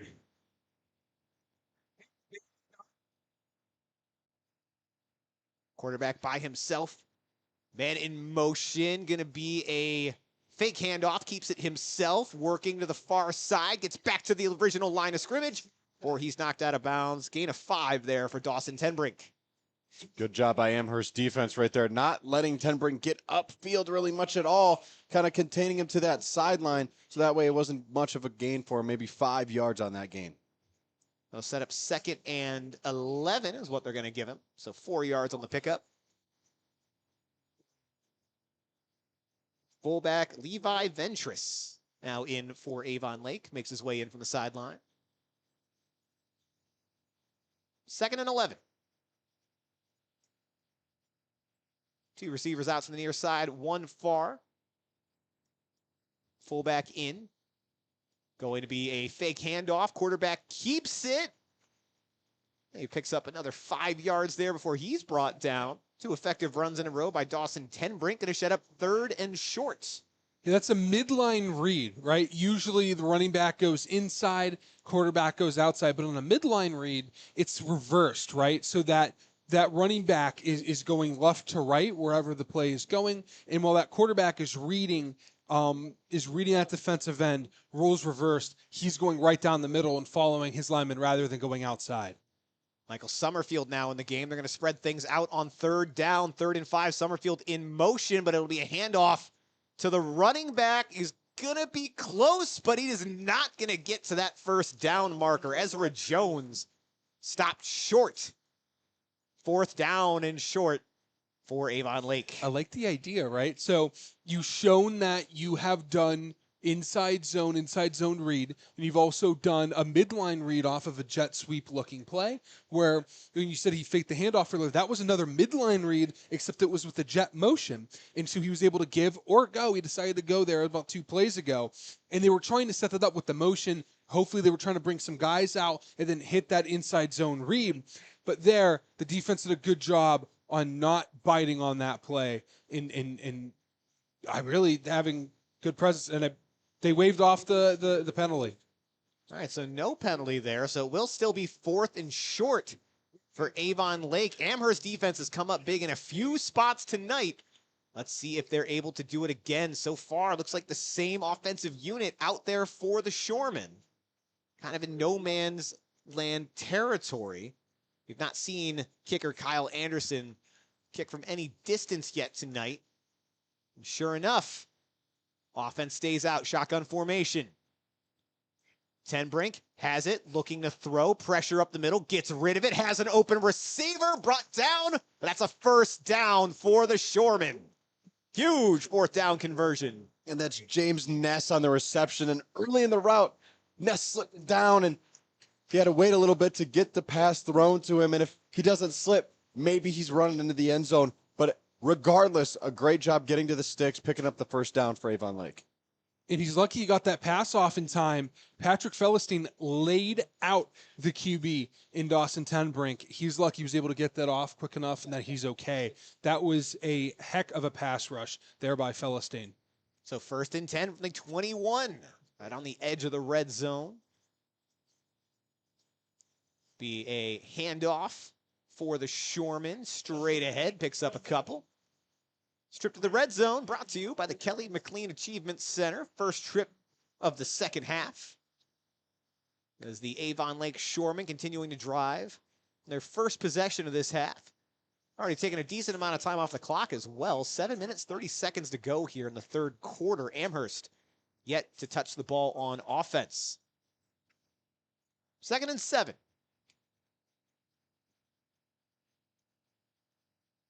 Man in motion, Tenbrink.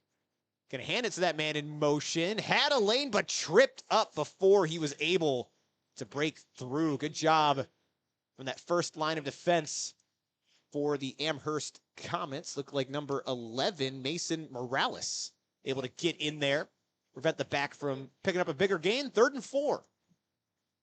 That's one of those players that Coach Tom Thome preseason, our own Tony Bogan was able to catch up with a couple players and the coach over at Amherst, and that was one of the players that Coach Thome was really high on.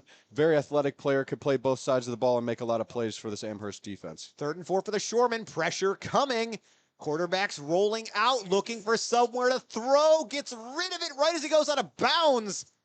And ball lands safely out of bounds. Bounced off the hands of an Amherst defender. Looked like he was going to get sacked, but able to squeak that out at the last second. But 4th down now for the Shoremen. He's a sophomore, so still a lot of room to grow. That one, throw it out. Fight for another down. You cannot throw another pick here today. You've got to protect the ball, right? Because an interception you threw earlier has essentially costed this team an opportunity, a huge lead. But now they have a chance of getting a little bit of a cushion back here with a field goal. And yeah, we saw them go for it on 4th down earlier this drive, but now that we're looking at about a 31-yard field goal, they're going to give the junior Kyle Anderson a shot at it. Play clock almost down. That's a kicker name. And gets it off right in time. Ball's got enough distance, but no good. So a defensive stand by Amherst, able to keep this a one-possession game. They're going to take this ball over right around the 15-yard line, still down 7. But it was Cy Christensen and the Comets that ended the first half with the momentum. 14 points in about a 40-second span to close things out. Defense makes a stand early in the half here. They still got plenty of time to tie this thing up. 6:22 to go here in the third quarter. And you mentioned it a bit, Brandon, that first drive by Avon Lake this half was a lot different than what we saw in the first half from either team, really. That was the first really long, methodical drive that we've seen all game and came up empty for Avon Lake. 1st and 10. Christensen going to run it. 2 blockers in front of him. Going to follow, but not really able to pick up much there is Avon Lake. Good job getting their defense shifted over. We'll see if they give him any gain on that. See him through the ball deep here, right? You get a big stop. Zero it out. Been able to get success down the field and getting wide receivers open. Only gotten one of those big completions down. Let's even get another one on an outside receiver there before that safety that's disguising the coverage can get back. Going to call that no gain, 2nd and 10. Christensen flips his back to the other side. Another adjustment they're calling at the line. They like to change the play based upon what Avon Lake is looking like. Ball snap. Christensen rolling out, looking to throw. Throws it into coverage. Luckily, that falls incomplete. Hard to tell who that intended receiver was. Peyton Leibacher in the general area of that pass, but either way, incomplete. 3rd and 10 for the Comets. So, ideally, when you run those boot passes, typically you have a flood pattern going your way. We have the 3 wide receivers to your right. You have the guy in the slot running in the flat. You have about a 10-yard out route, and then the furthest out wide receiver is running a streak down the field, and a guy across the field who's by himself is running a crossing route. But it seems like they're running 2 out routes, and it's kind of clogging that side of the field. 3 receivers stacked for a big 3rd down. 3rd and 10. Christensen has to take off, facing pressure, eluding a couple defenders. Just gets back to that original line of scrimmage. That coverage was broken up almost immediately. Christensen did what he could to get back to the line, but that's 4th and 10 for the Comets. Punt unit comes out now for Amherst. So good response by the Avon Lake Shoremen, forcing a 3 and out after failing to put up 3 on the previous drive. 2 blocked punts already for Avon Lake. Given both of those, Comets were backed up more than they are now. Cy Christensen still handling the punt duties. Another low punt. Does get that one away. Rolls at the 50-yard line. Takes a nice little bounce in favor of Amherst. We'll get this going right around the Avon Lake 45. You got to get off the field quickly here if you are the defense of Amherst. This cannot be another drawn-out multiple first downs and then holding strong. That's great. But you only got so many of those in the game until you kind of wear out. I mean, 2 goal line stops were impressive. That stop they just had, the pick, again, that was in Avon Lake's own end. You need to prevent them from doing any kind of driving. 3 and out is ideal here for this Comet defense. 1st and 10 from the 45. Man in motion. Ten Brink. Halfback swing pass. Back's got it, but he's drilled down about a yard short of the line of scrimmage. It looked like number 1, Patrick Fellenstein, in on the tackle for Amherst. He's been fun today watching. He is all over the field. We see him blitz. We see him on his pursuit angles. Every day, defense runs the pursuit drill, and you can tell that young man takes it seriously, as you should. He's a fun linebacker to watch play here today. 2nd and long now for the Shoremen. Amherst showing pressure. They'll send it as the quarterback runs right up the middle, picks up about 6 yards on that. They'll give him 5, so 3rd and 5 now. Under 4 minutes to go here in the third quarter. And here's your 3rd down right away, Dom.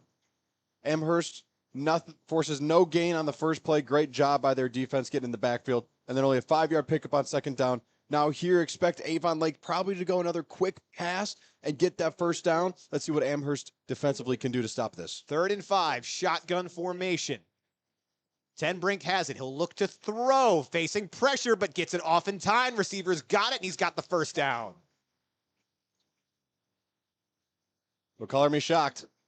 Quick pass for Avon Lake, right to the out route. Aiden Stewart. So again, credit here to Ten Brink. Pressure destroys him as soon as he delivers the ball. Stays composed, doesn't let the overwhelming six-man pressure confuse him, have a bad pass. Again, he's had some moments here today where, he's shown that he's, a 16-year-old kid, a 15-year-old kid. For the most part, he is playing strong, he's playing smart and making good decisions. There, you saw it there, staying composed. First and 10 from the 43, going to be a quarterback, or no, Aiden Stewart has the ball, actually. So trying to find some room on the outside, brought down after a short gain. Yeah, that was a direct snap to Aiden Stewart. It looks like we got a late flag potentially for a horse collar tackle, as it looked like that Aiden Stewart being brought down looked a little awkward. Sure did. We'll see what the call is. Obviously would benefit Avon Lake. Stewart was brought down kind of awkwardly on that play. Appears to be okay. Referees taking their time, getting the right call in here. If it stands, it'll be second and about 8.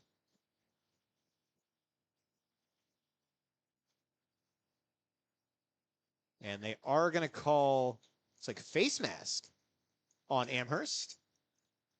So that's going to go ahead and move the chains for the Shoremen. Third quarter moving quick, 2 minutes, 51 seconds to go. Folks, make sure you stick around for the Cement Mason Local 404 post-game show with myself and Brandon Marble. Speaking of that, we'll be giving away our Cement Mason and our Mickey's Player of the Game awards. Still plenty of time to get your votes in. Leave those comments on our YouTube channel. Let us know who you think is deserving. First and 10 from the 26. Ball snapped. Handoff. Up the middle. Back tripped up after a very short gain. Ezra Jones, the ball carrier. Give him a couple on that. Getting a face mask penalty as a defensive player is the worst, because as soon as you do it, you're like, oh, just don't grab his face mask. But still, you're trying to grab jersey, your hand is high, maybe he's lower than you think, and you feel your finger grab the face mask and you pull. And then as soon as you think it, you're like, oh, darn, you got to be kidding me. Because I know I'm not trying to do that, and I don't want to do that, but I'm doing it. You don't mean to. I remember I got one called on myself on senior night, and I immediately looked at the ref, and I said, I didn't mean to. And he said, I don't care, and threw the flag. Second down and 8. Avon Lake play action. Throw up the middle of the field. Met at the point of contact, but that's hauled in. That was Colin Hout, but we do have a flag. Real quick before we say what the flag is, that was a flood pattern. Guy in the flat, 10-yard out route, streak down the field, cross, and coming from the solo guy on the other side there. Perfect flood route concept right there for you. It's a good job by Hout catching that in traffic, but let's see what they call this. It's like Avon Lake is going to be sent back. An eligible man downfield is the call. So that pass is negated. That'll be second down and about 12.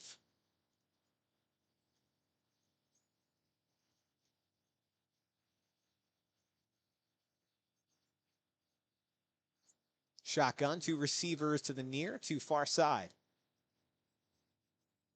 Sam Brink going to look to throw again. Has time, has an open man right at the sticks. It'll be close. Looks like he might have missed by about a yard. A good design play there. Aiden Stewart on the reception. Able to pick up almost all the yardage that they had lost. It'll be third and very short.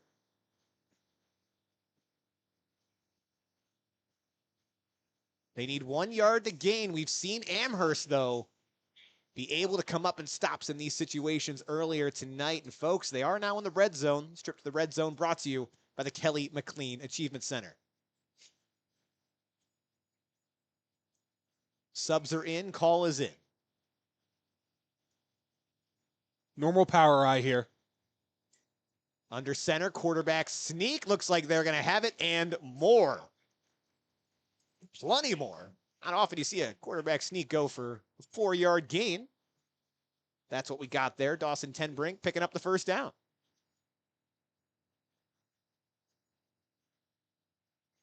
Chains are moving.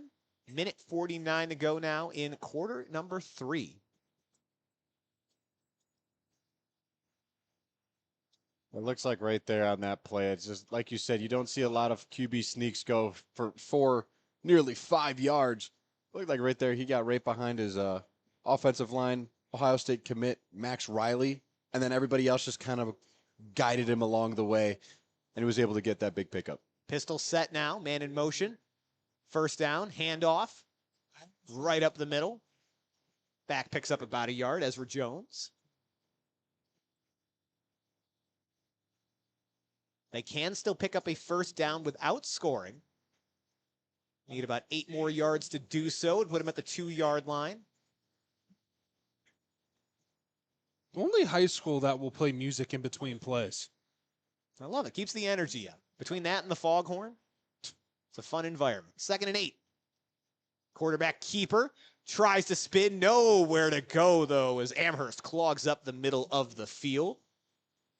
Speaking of that foghorn, we haven't heard it in a while.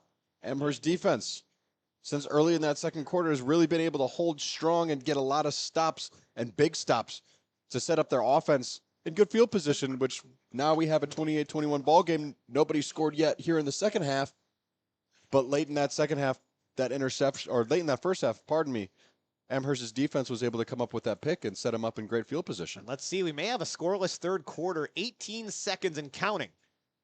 Gotta get a play off, though, here, Brandon. Sorry, go ahead. No good. 3rd and 7. Quarterback looking, calm in the pocket, throws back corner of the end zone. Receiver had to put up one hand for it, not quite able to haul that in. 4th and 7. They are on the 9-yard line. 6 seconds to go in the quarter, and they're going to send out the field goal unit. Their second opportunity tonight. You get a mulligan, right? You have a chance. Lead is no different. You got to make this field goal, Brandon. That's the key here. If they can get us this 2-score lead going into the fourth quarter, pardon me, this is crucial to the game. This, believe it or not, actually decide the game here. A little bit closer this time. Aiden Stewart going to attempt the field goal. Ball down, kick is up, and it is good. 26-yard field goal for Stewart. Doing it all out there tonight for the Shoremen.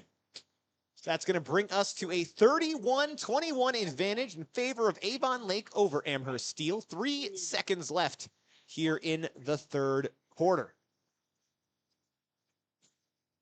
Again, folks, you've got until about 2 minutes left in quarter number 4 to let us know who you think the Cement Masons and Mickey's players of the game should be. And you'll find out who those players are on our post-game show brought to you by the Cement Masons Union.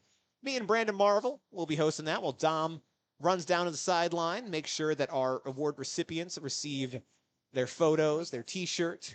Now, if the game's close and we're working on the last final seconds, very well could happen. That's true, yeah. I will not be down on the field. We'll see. So, again, your votes will count deep into this one. 10-point game. Third quarter's gone by quick. Only 3 total drives has brought us down to about 3 seconds. 2 field goal attempts for Avon Lake. The second one was converted.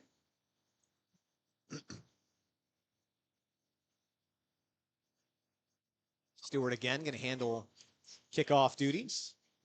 Lined up on that right hash.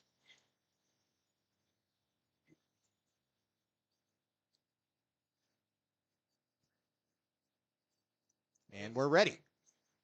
Kick is up. Deep kick going to be caught in the end zone, but going to wave that off. That's a touchback. So Amherst will have time for one more play before we transition over to quarter number 4. And not the best offensive drive to get things started in the third quarter for Amherst. But again, picked up plenty of momentum at the end of that second half. The offense is capable.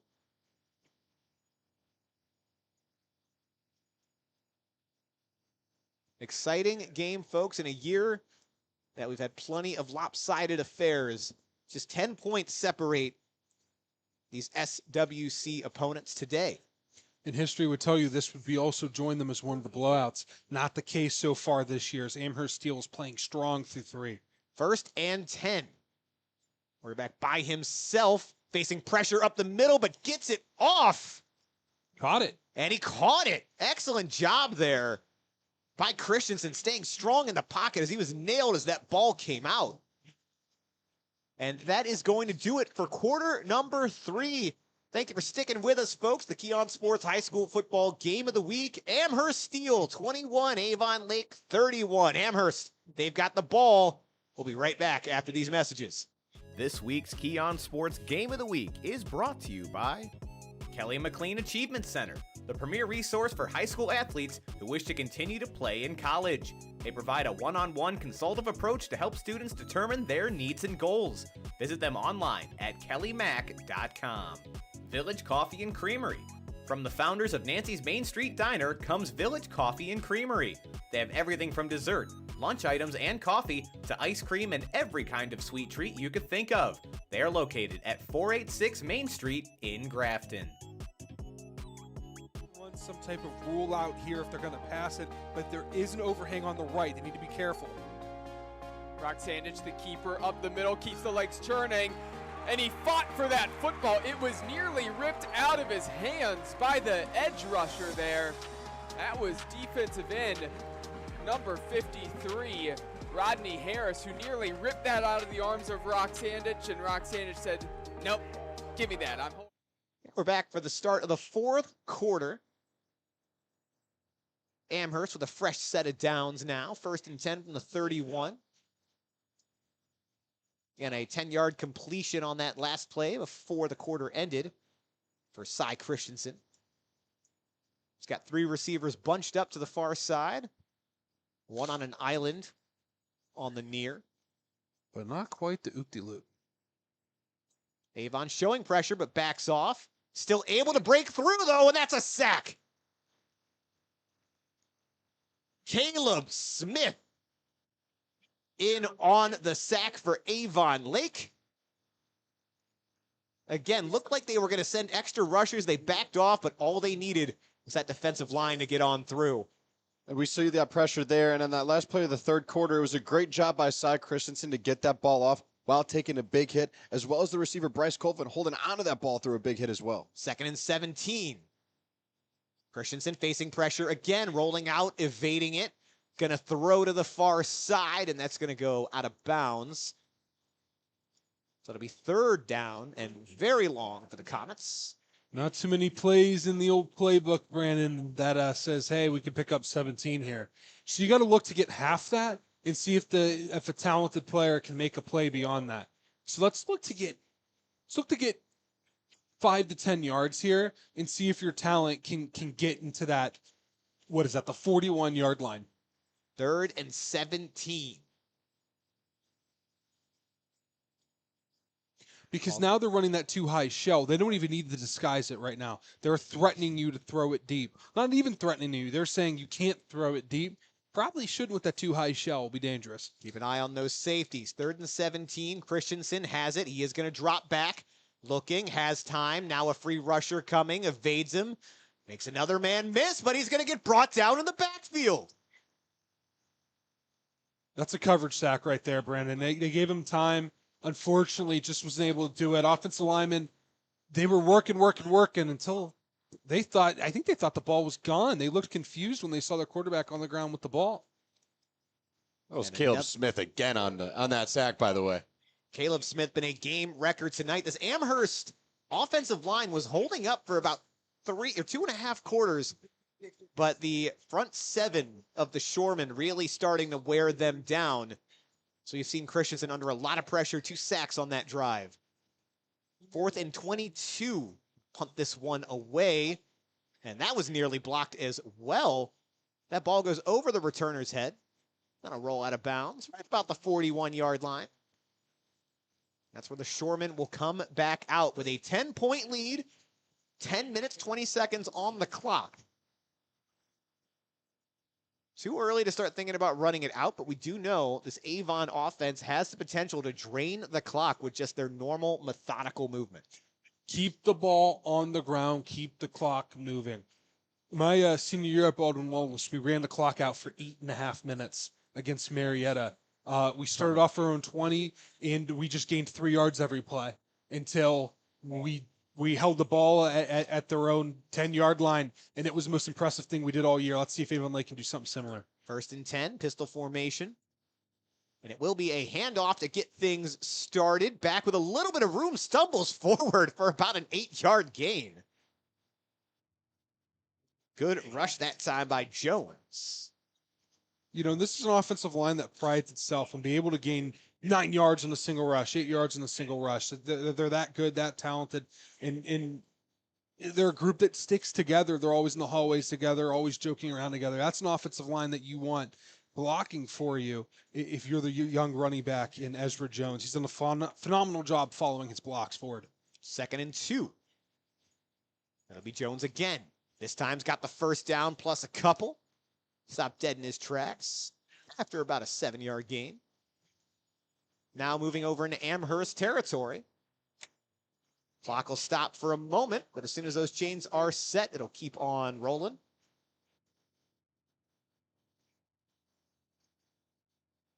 Amherst, a couple big defensive stops early, but they have had a tough time getting off the field here in the second half.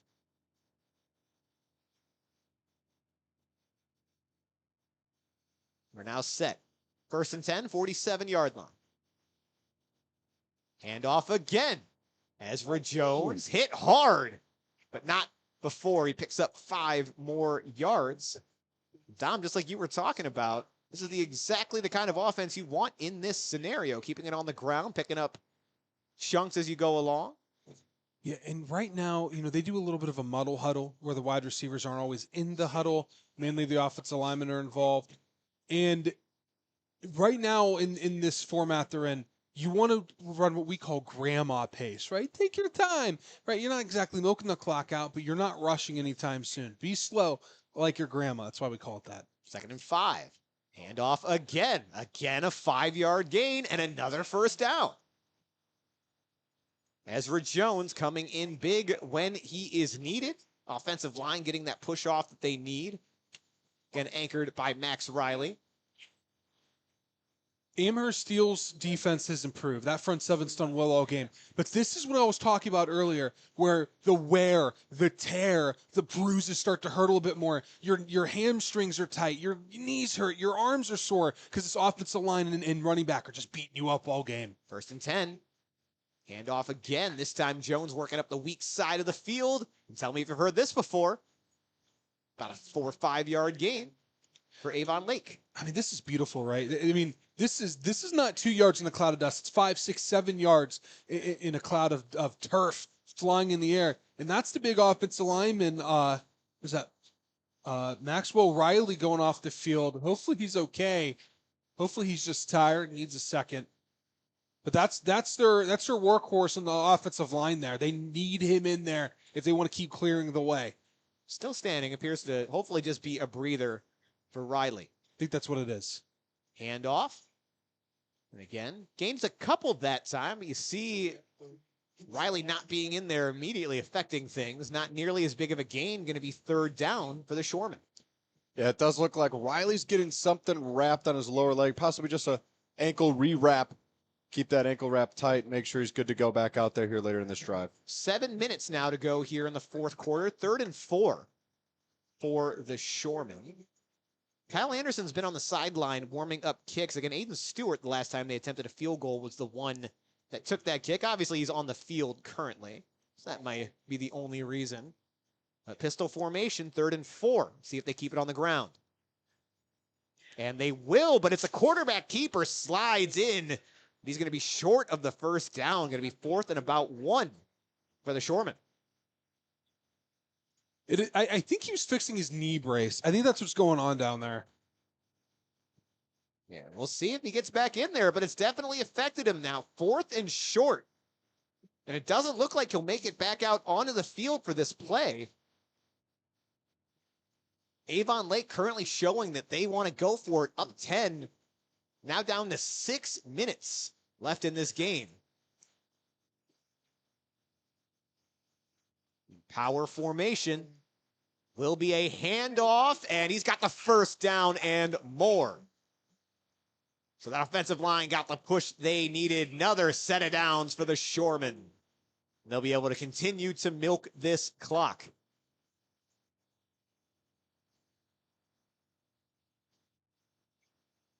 And took a couple extra snaps that time, but still able to pick up. He's had over 23 rushes today. And it's been effective. That's a lot. Especially in the second half. Again, a big bruising running back. You talked about it with the lines, Dom, but you get a physical runner like that. Becomes that much harder to bring them down as the day goes on. Haven't seen him break out a big one. Doesn't quite have that breakaway speed, but boy, he has the physicality to keep it rolling.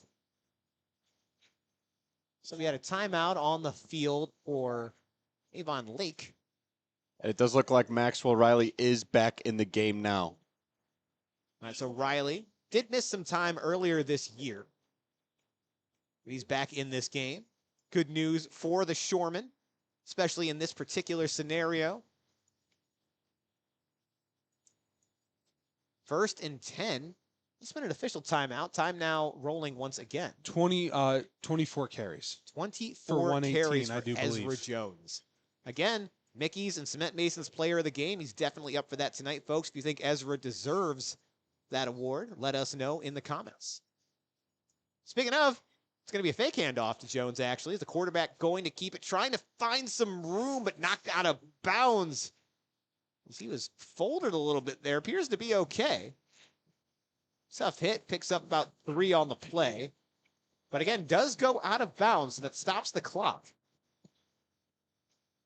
It's Dawson Tenbrink on the keeper. 2nd and 7.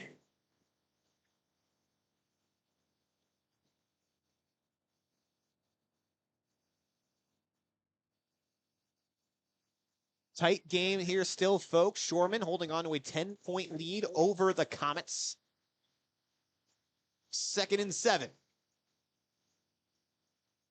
Been nothing but runs so far on this drive. That trend will continue, but this time Jones brought down in the backfield for a rare loss of yards. So now that'll be 3rd and long for the Shoremen. That was number 75 right there. That was Hunter Thornsberry. As soon as the ball was handed off, he was just already standing there, got through the offensive line, just waiting for the running back to come, just run into his arms and make the tackle. Number 75, just like Mean Joe Green, Brandon. And there's your Steelers reference. I believe the second one for the night. It's 4. Oh. Yeah, Terry Again, I'll do a Bradshaw, better Troy job keeping track of that. Polamalu, Lynn Swan, Lynn Swan, and now Mean Joe Green. the GOAT. 3rd and 9. 4 minutes, 30 seconds left now. This time they'll look to throw. Pressure coming immediately. Quarterback flushed out, but slides, stays in bounds. But a flag comes in on the hit. The second one in as well after the fact. Amherst not happy. We'll see if that's 2 separate calls. Again, Tenbrink hit as he was sliding. There's been a couple close calls on this drive, but Amherst finally flagged for it on this one, it would appear.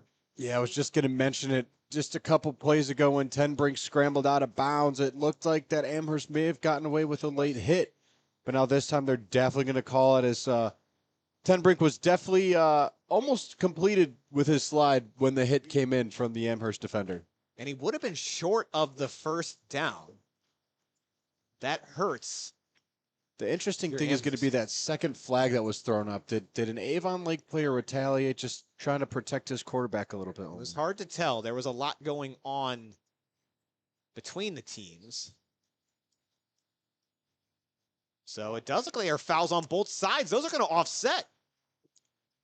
There was a dead ball foul on the Shoremen. Just like Marvel said, so a break for the Comets there. Got away with a late hit on the quarterback. Now going to be 3rd and 9 once again. Okay, so this is going to be one of the key plays we're going to see here. They're going to want to, they need to pick this up here, right? Because the field goal kicking has been, shaky so far. Don't know who the kicker's going to be in this situation. You'd be looking at around 39 almost a 40-yard field goal. So you want to get at least close to that chain so you can justify going for it. Because it'll still be a 2-score ball game no matter what.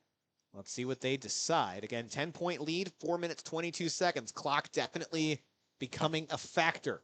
The Comets do have all 3 of their timeouts if and when they get this ball back.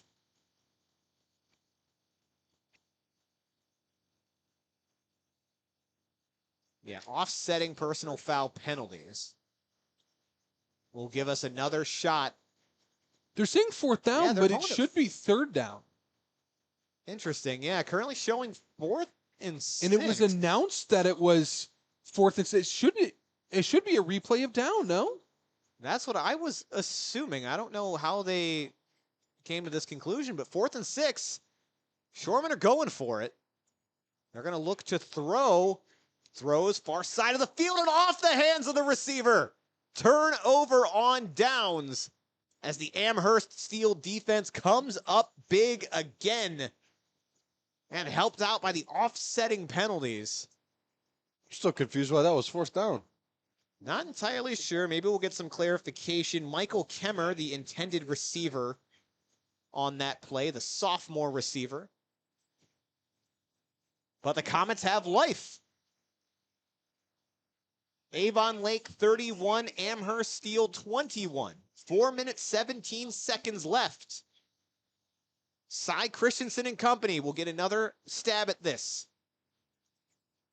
He'll look to throw on 1st down, facing pressure, steps up in the pocket, has some room, stops, plants, throws up the middle of the field, and that's intercepted! Threw it right into danger, and Avon Lake makes them pay. That's Christopher Golden. Go ahead, Marvel. That is a freshman making a big-time play in a big-time moment for Avon Lake. Cy Christensen, we've seen him all game long in those moments. We've seen him scramble. We've seen him try to go run and pick up some yardage. This time, he sees a guy deep and lets it go, but he throws it a little short, gives Spalding some time to gain on the ball and make a play for Avon Lake. And Christensen had the field in front of him. Instead of running, decided to try to plant and throw it deep. Not quite able to get enough under it. And just like that, Avon Lake with the ball back, up 10. 4 minutes to go. Tried to go for the deep shot. Ends up biting them in the end. 1st and 10 from their own 41. Handoff. And the back breaks free this time, and no one will stop him. Touchdown, Avon Lake. And that is likely the last nail in the coffin. Ezra Jones finally breaks one off. Been wearing down that defensive line all night of Amherst. And there's a flag on the field. And it's coming back. Well, so much for all that. It was a great run.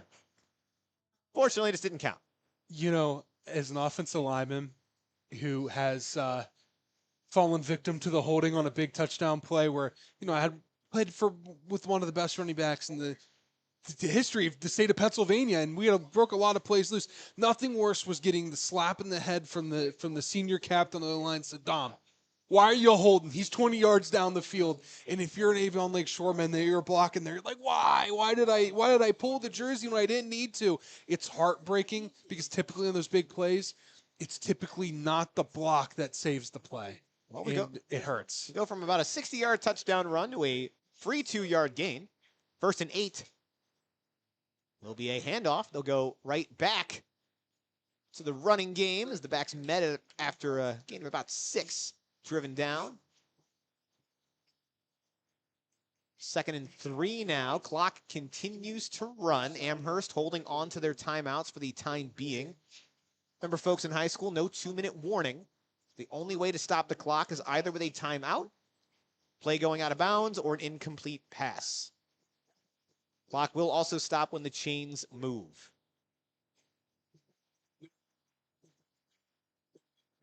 2nd and 3. trying to ice this game with the run. Avon Lake in a lineup under center. Handoff, and the back is knocked down in the backfield. Great job that time by Amherst, blowing that up before Jones had a chance to do much. Be 3rd and about 7 now.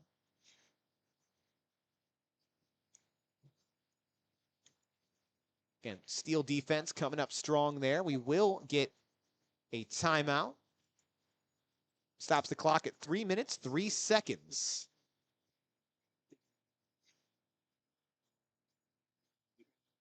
Amherst still down 10. Looked like the game may have been over, but a holding call. Bringing back a touchdown run from Ezra Jones. Now going to be 3rd and long for the Shoremen. Amherst burns a timeout here. Trying to stay About that alive. time, Brandon, where I think I need to head down. 2-score ball game. All right, Tom. So, folks, you got Gentlemen. you got the walk down there. And Get it's a your long- votes in. it's a It long is a walk. very long walk You have here at Avon you have Lake. about 20 minutes. So, fellas, have a good rest of your call. Good post game. I will be on the field handing a T-shirt and a moose. All right, thank you so much, Dom. As always, our lead color guy tonight will be making his debut on play-by-play next week for this season. Excited for that. Again, folks, quickly get in your last votes for our Cement Masons and Mickey's player of the game as Don will check him on his way down. We've got it tallied as of now, but who knows? Things could still change. 3rd and 7 for Avon Lake. Ball snap. They're going to throw. Looking up the middle of the field and bounces incomplete. Going to be 4th down. Likely going to see the punt unit now for the Shoremen.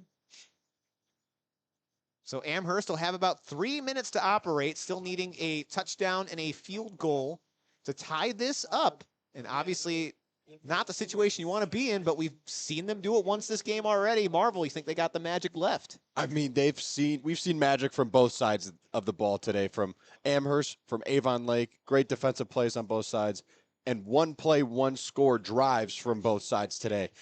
If we see another 1-play, 1-score drive from Amherst here coming up, or at least a quick drive that gets chunk yardage, this could be a completely different game, and we could see Amherst coming out on top. We saw how quickly they did it in the end of the first half. See if they could do it here in the second.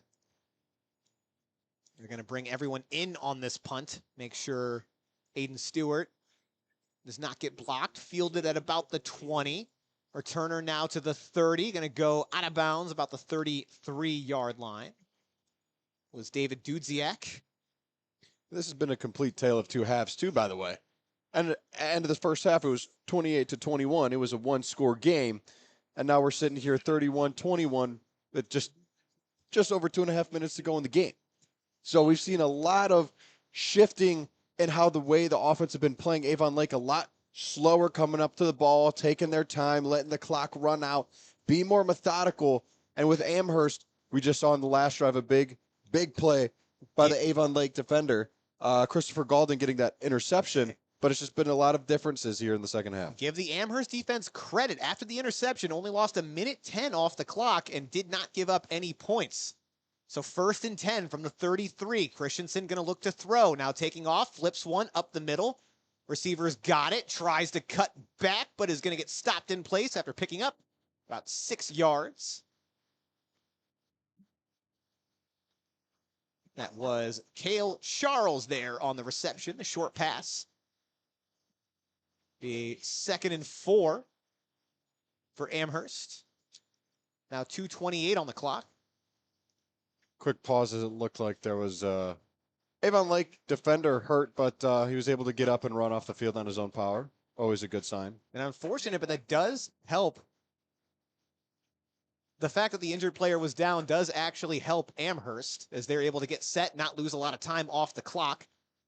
Christensen rolling out, facing pressure. Now just going to throw this one away.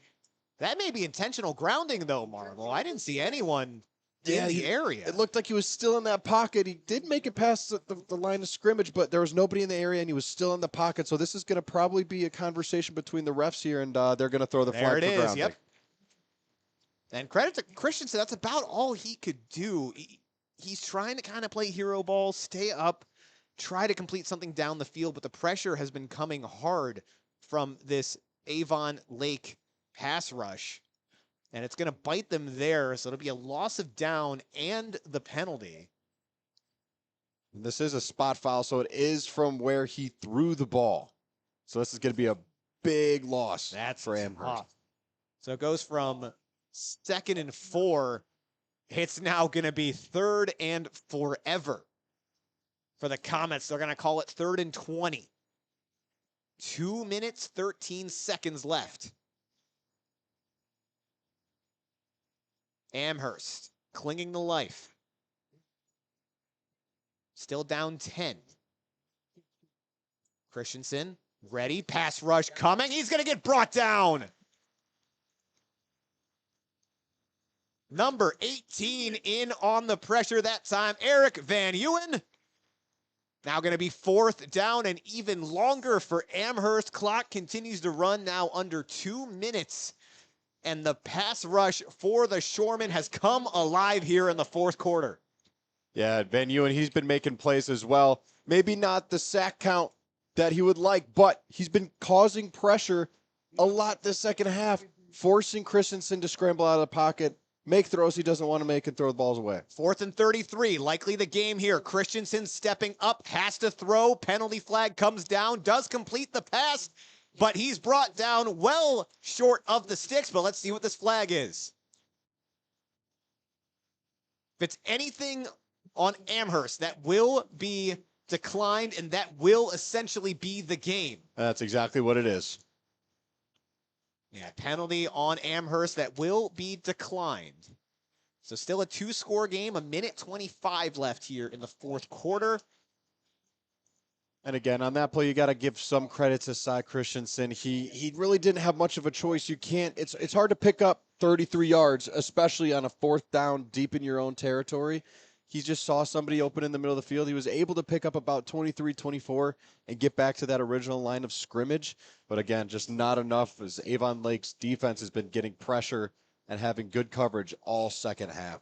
Both offenses have shown they could put up points, but what it came down to was consistency tonight. I don't have the numbers in front of me, but the time of possession battle has been won by the Shoremen, and it has certainly made the difference tonight. Amherst can still stop the clock twice, so in theory could get the ball back here. But down 2 scores, they would need a lot to happen. It'll be a power I formation again for Avon Lake. Dom's down on the field smiling somewhere. Handoff, backs got it. Knocked back, though. Put him back at the original line of scrimmage. As Ezra Jones been the definition of a workhorse tonight. Ezra Jones has been getting that bulk of the carries in the second half here, and he's been really the featured player for Avon Lake's offense here in the second half and late in the first half as well, as they're just trying to, like we've talked about over and over, just milk the clock, get that clock run down, take your time, let this game finish up. Now under 50 seconds, Amherst has not elected to use their timeouts as of yet, at least. They were going to have to let this run on at least one of these, and now we have a stoppage. Official timeouts. Looks like there's a set here. issue with the play clock, it appears. All right, let's see if they get that sorted out. You can already see that Avon Lake in a power formation again. They are going to go ahead and try to kneel this one out. As now the clock has started back up. Going to take all the time, still 10 seconds on that play clock.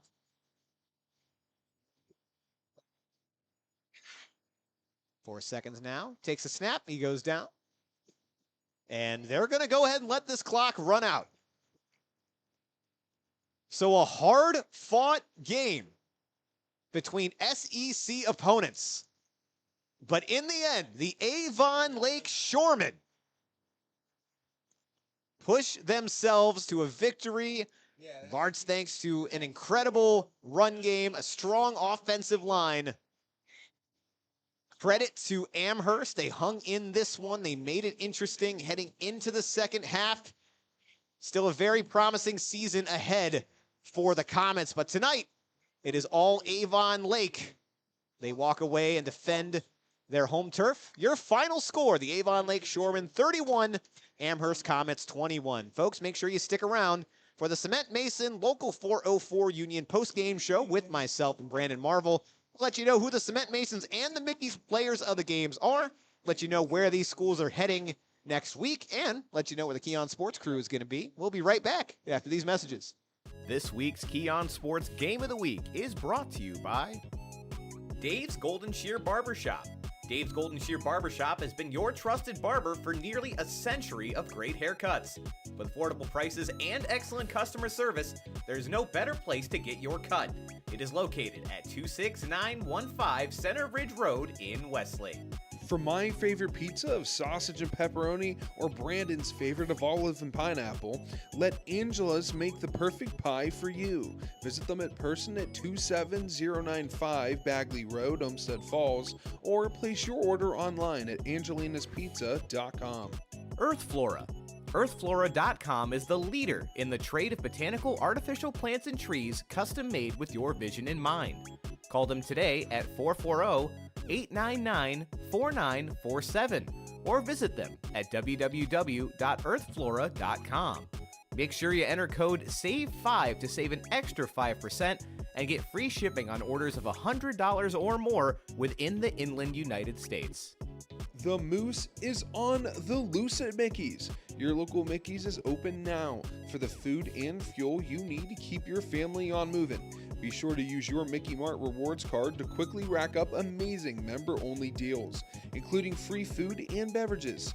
Mickey's is a proud supporter of our local school systems through our Fuel Schools program and excited to team up with Keon Sports to bring you all the finest moments in local sports, information, and entertainment. Visit www.mickeythemoose.com. That's mickeythemoose.com to find your location near you. Helene Kia. Looking for a new or used car?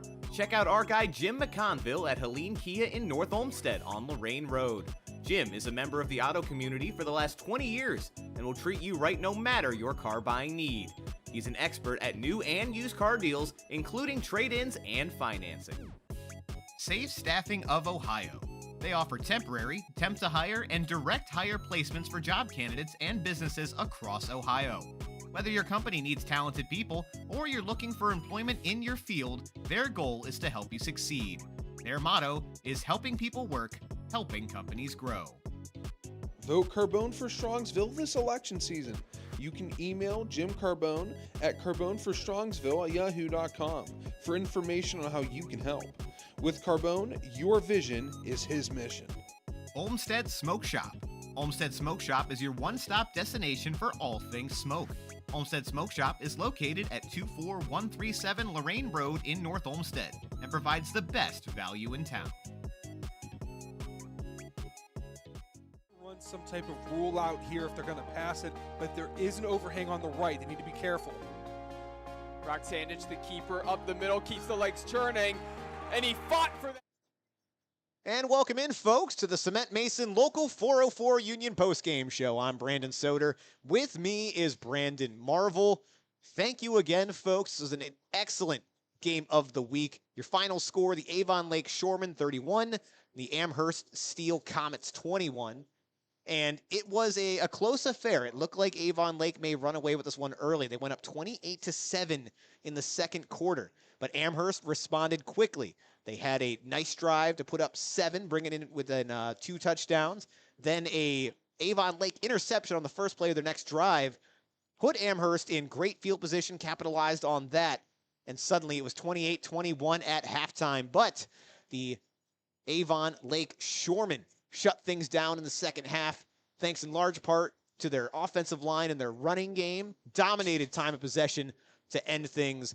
Amherst not able to capitalize on the few opportunities that they had to bring this back to being a close game. So again, 31-21 in favor of Avon Lake. They improve now to 2-3 on the year, as Amherst is going to drop to 2-3. Couple notes. Next week, Avon Lake, they're going to stay home rather, and face Elyria and then Amherst. Another tough test. They will also be at home, but they will be playing the Olmsted Falls Bulldogs. And as for the Keon Sports crew, again, we'll be changing up a little bit next week. No Brandon Marvel, but Dom Clary will be making the shift over to play-by-play for a week, so you'll get to hear his voice for some more time. But we've got Avon, the defending state champs, heading to Berea Mid-Park. Game will be at Finney Stadium, where Berea Mid-Park plays their home game. So enough for me. I'm going to toss it over to you, Brandon Marvel, because we've got some hardware to give away. So the Cement Masons and the Mickeys, players of the game. Marvel, what do you got? So for our Cement Masons local 404 offensive player of the game, as chosen by you, the fan, and us, the broadcasters, is running back Ezra Jones for Avon Lake. Today, he finished the game with 27 carries for 124 yards, just shy of 5 yards per carry, and really had an impressive second half and late first half. They really trusted him to pick up those yardages so that way they could hold on to the ball, make long drives, and really take a lot of time off that clock in the second half. Yeah, and that's one thing that won't show up on the stat sheet is just how important he was when they were trying to ice that game. With how dangerous Amherst offense could be in spurts, the key was keeping them off the field. It's exactly what they did. Only had a handful of opportunities on offense, and even when they were out there, that Avon Lake defense also stepped it up. So that being said, the Mickey's defensive player of the game. Now, the Mickey's defensive player of the game was, I think, the harder decision. Absolutely. As we had a lot of great performances from Caleb Smith, from Eric Van Ewen. But when it came down to the bread and butter, we came up with the player that made the biggest play of the game. So your Mickey's defensive player of the game is freshman Christopher Galding for Avon Lake. When Amherst got that stop late in the game, fourth quarter, and they have a chance to make it a one-score game again if they score quickly, Christopher Galding comes up with the biggest play of the game, reads the offense rather, and comes up with the ball on an interception, really just acting as a ball hawk and kind of sealing this game for Avon Lake. Congratulations to Galding, the first freshman to win the Mickey's Player of the Game this year, maybe ever at this point. I'd have to go back and check what the last year's stats looked like, but always great to see a freshman put out a performance like that, like you said, make the game-sealing play and really lock things up for the Shoremen. But that'll do it for us, folks. Again, thank you for joining us. Join us again next week as we head to Berea Mid-Park as they host Avon. But for tonight, I'm Brandon Soder. For Dom Clary, for Brandon Marvel, it's been fun. We'll see you